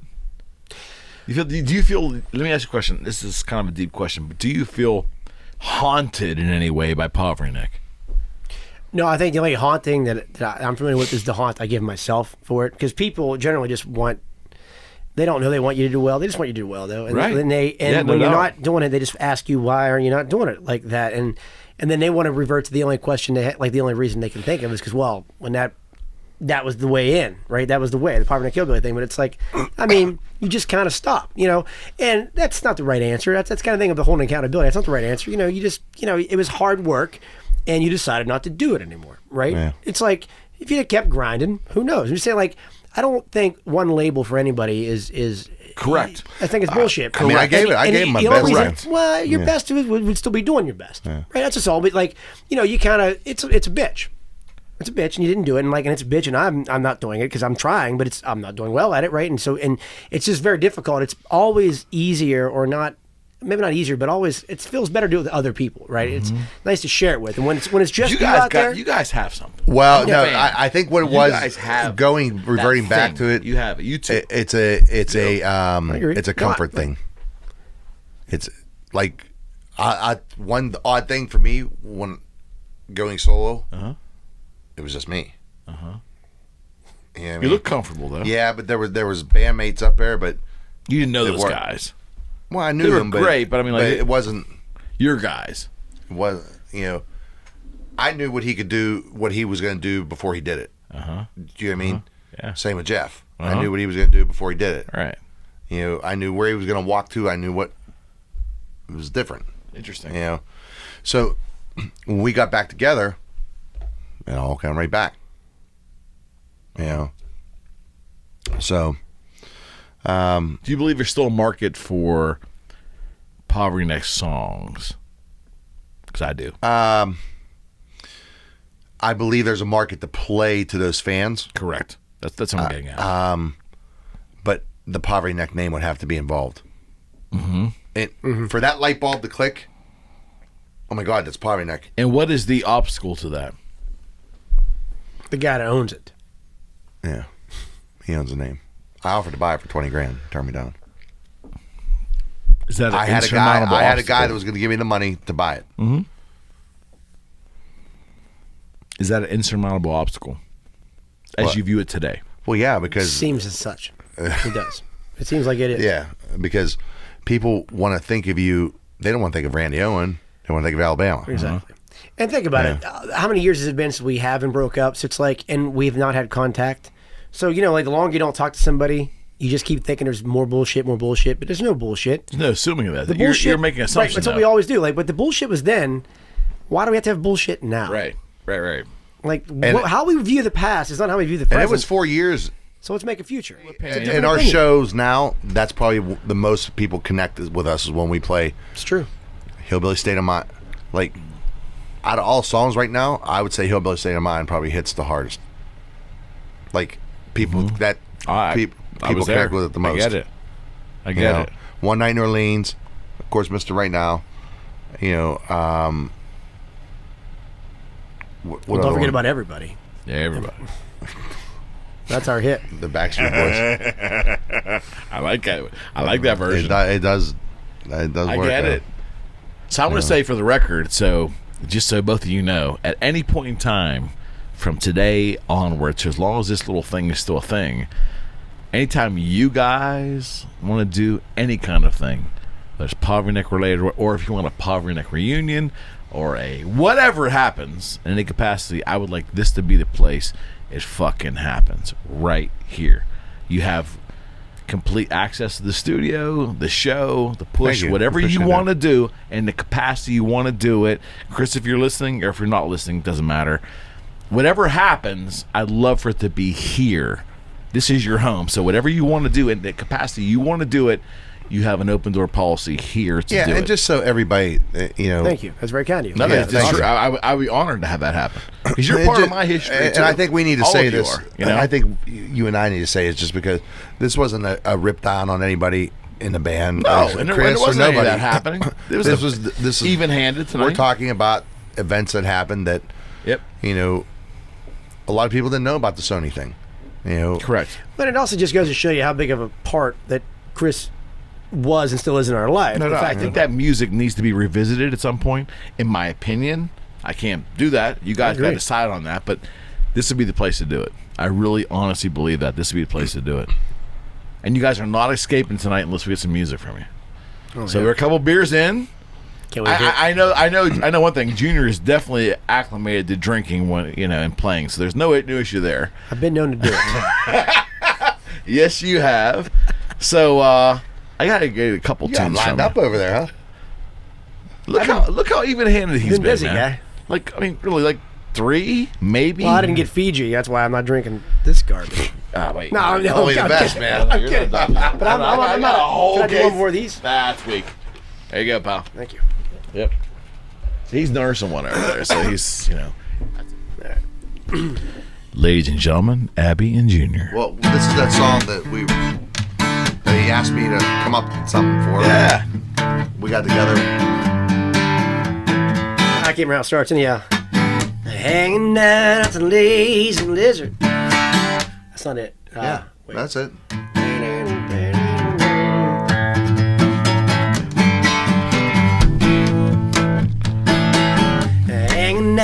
It's a lazy lizard. And guess who walks in?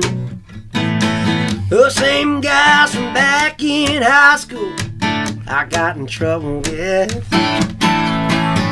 They were renegade on me about settling down. How I make my money. I said, oh, that thought. Let's do this shot. And let me explain. I got girls up on the bar going na na na, and yeah yeah yeah. Every girl there singing along, shaking sha-na-na. How am I gonna get home? Ain't your typical 9 to 5, and this is how I run my life. Chasing women for a living. I like it. Yeah, I like it. That's pretty good. That's pretty good. Chasing women for a living. The story of Junior's life. He goes, I want someone's going to relate to me. Told me about a week. I'll tell you exactly where I was. I was in front of the bowling alley on 51, going towards Belverian where Sheets is and the red light, and I called him. I said, I got your song titled Chasing Women for a Living. What you got? Anything you guys want? Anything. Do one night.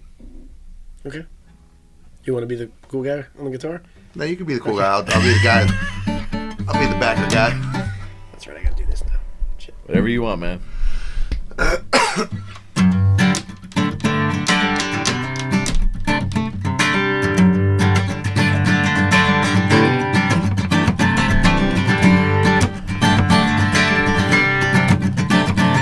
One night in New Orleans on a Super Bowl Sunday in a bar with a big screen TV. She was there with some girls, they were down from Montreal. She walked right up to me. She said, voulez-vous danser? And she started to move. I said, baby, I don't parlez-vous. She said, voulez-vous coucher? And she took me by the hand, and I knew that she wanted to dance. Say la vie, baby, whatever you say. I'll do anything if you put it that way. Voulez-vous l'amour? I found out what that means. One night in New Orleans.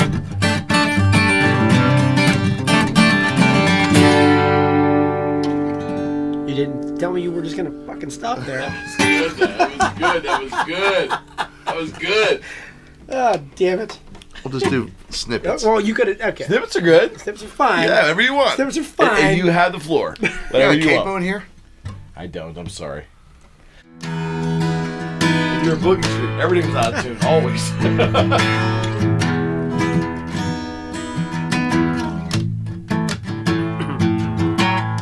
I had to call you, baby. Say I'm doing alright.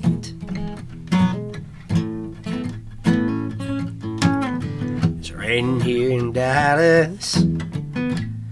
I can't get you off my mind.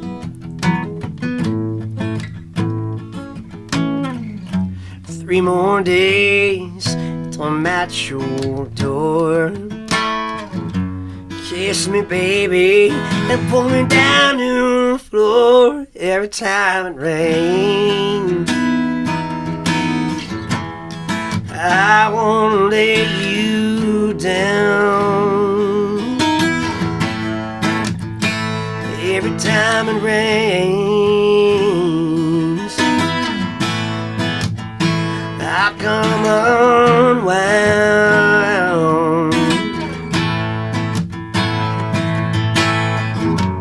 Girl, you move me with every slow and kiss. How it suits me to be in love like this every time it rains.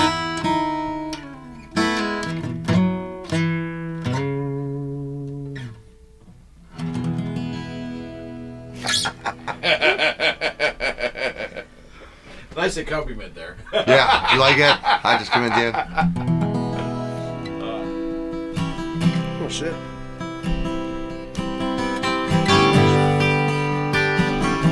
Nice. Awesome.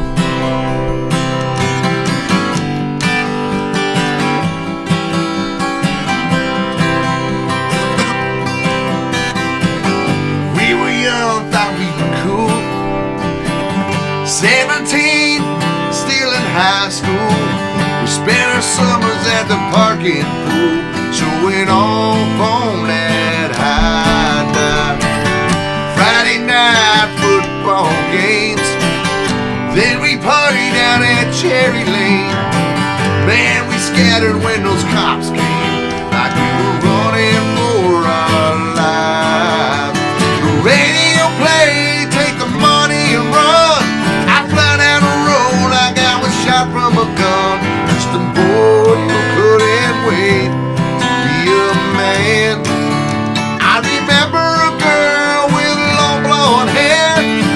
The night we lost our innocence there, in the backseat of my mom and daddy's minivan. We were too young to know we were living in the promised land.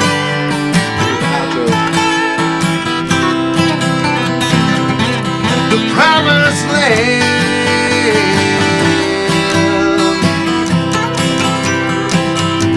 One more time.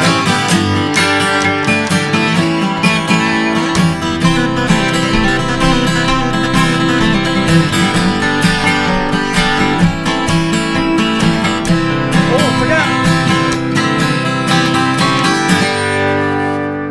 I forgot it was an A7 instead of an A minor at the end. Hey. That's great.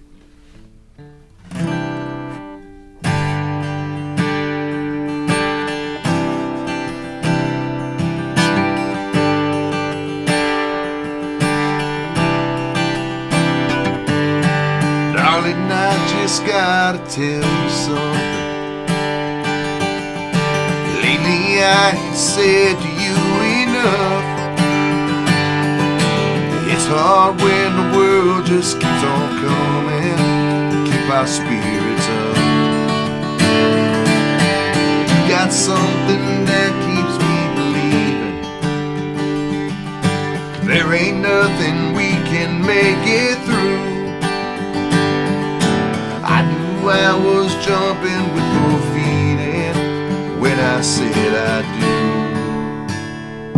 Now the kids are always screaming, running around the house. These bills keep piling up and barely getting by now. I wouldn't trade a single thing about this life that we made, baby.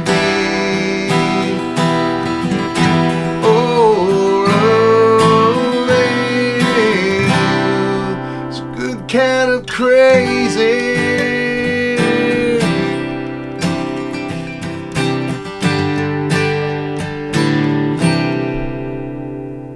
Forgot that little minor in there. I forgot a lot in there.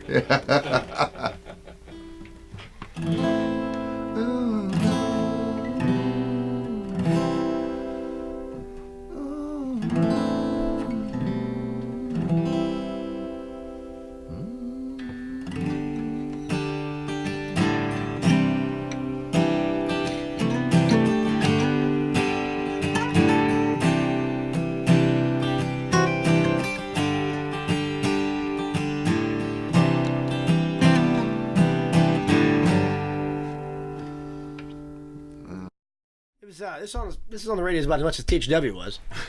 Danger. Just fucking with you. Hey, Dan, you hear that shit? It's still on the damn home country. I know. Anyhow, this is from my dad and my mom. Good tune.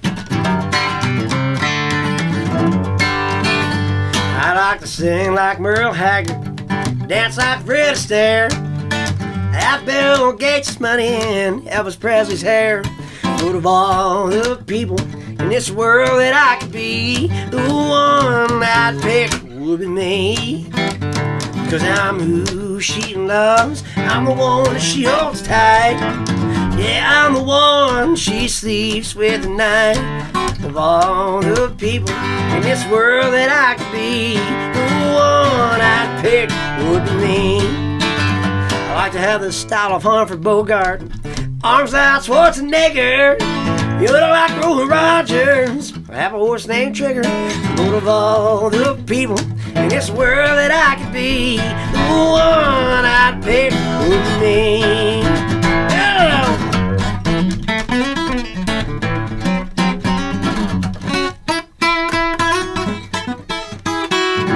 It's been a while here. It's on there somewhere. It's on there when it's over. I'm who she loves. I'm the one that she holds tight. Yeah, I'm the one that girl sleeps with at night. Of all the people in this world that I could be, the one I'd pick would be me. It's the one I'd pick would be me. Nice. Yeah! There's a lot of stuff in there.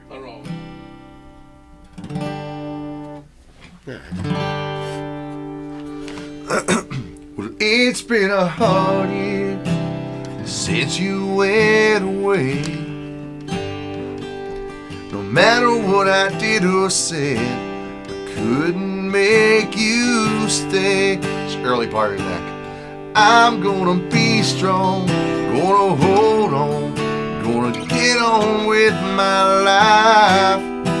Starting tonight, gonna kiss the past goodbye. 'Cause I'm gonna burn down your memories right down to the ground. Picture by picture, letter by letter, watch them all burn down. I watch those good and bad times disappear into the sky. Tonight I'm gonna lay your memories fly.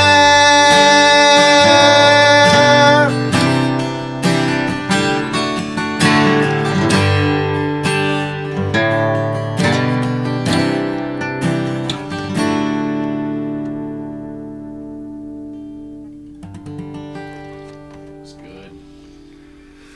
That was Yeah. good. They're kind of cool.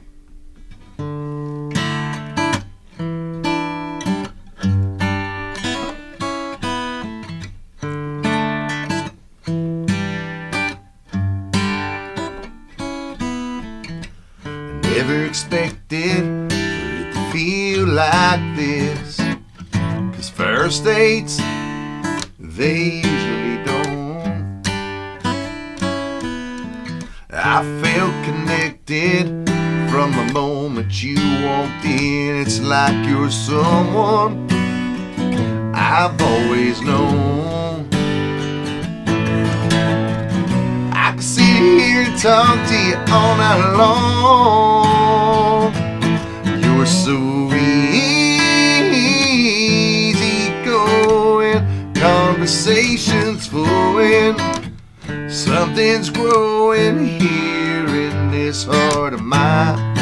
And I'm feeling dizzy, little weak-kneed when you're with me. And I don't know if I can explain it. Gotta cool in.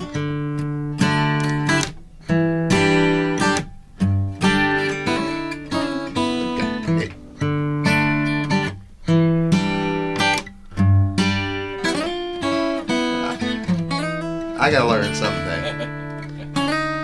It's a half step. Okay. There it is. There it is. All those years. It's been right there.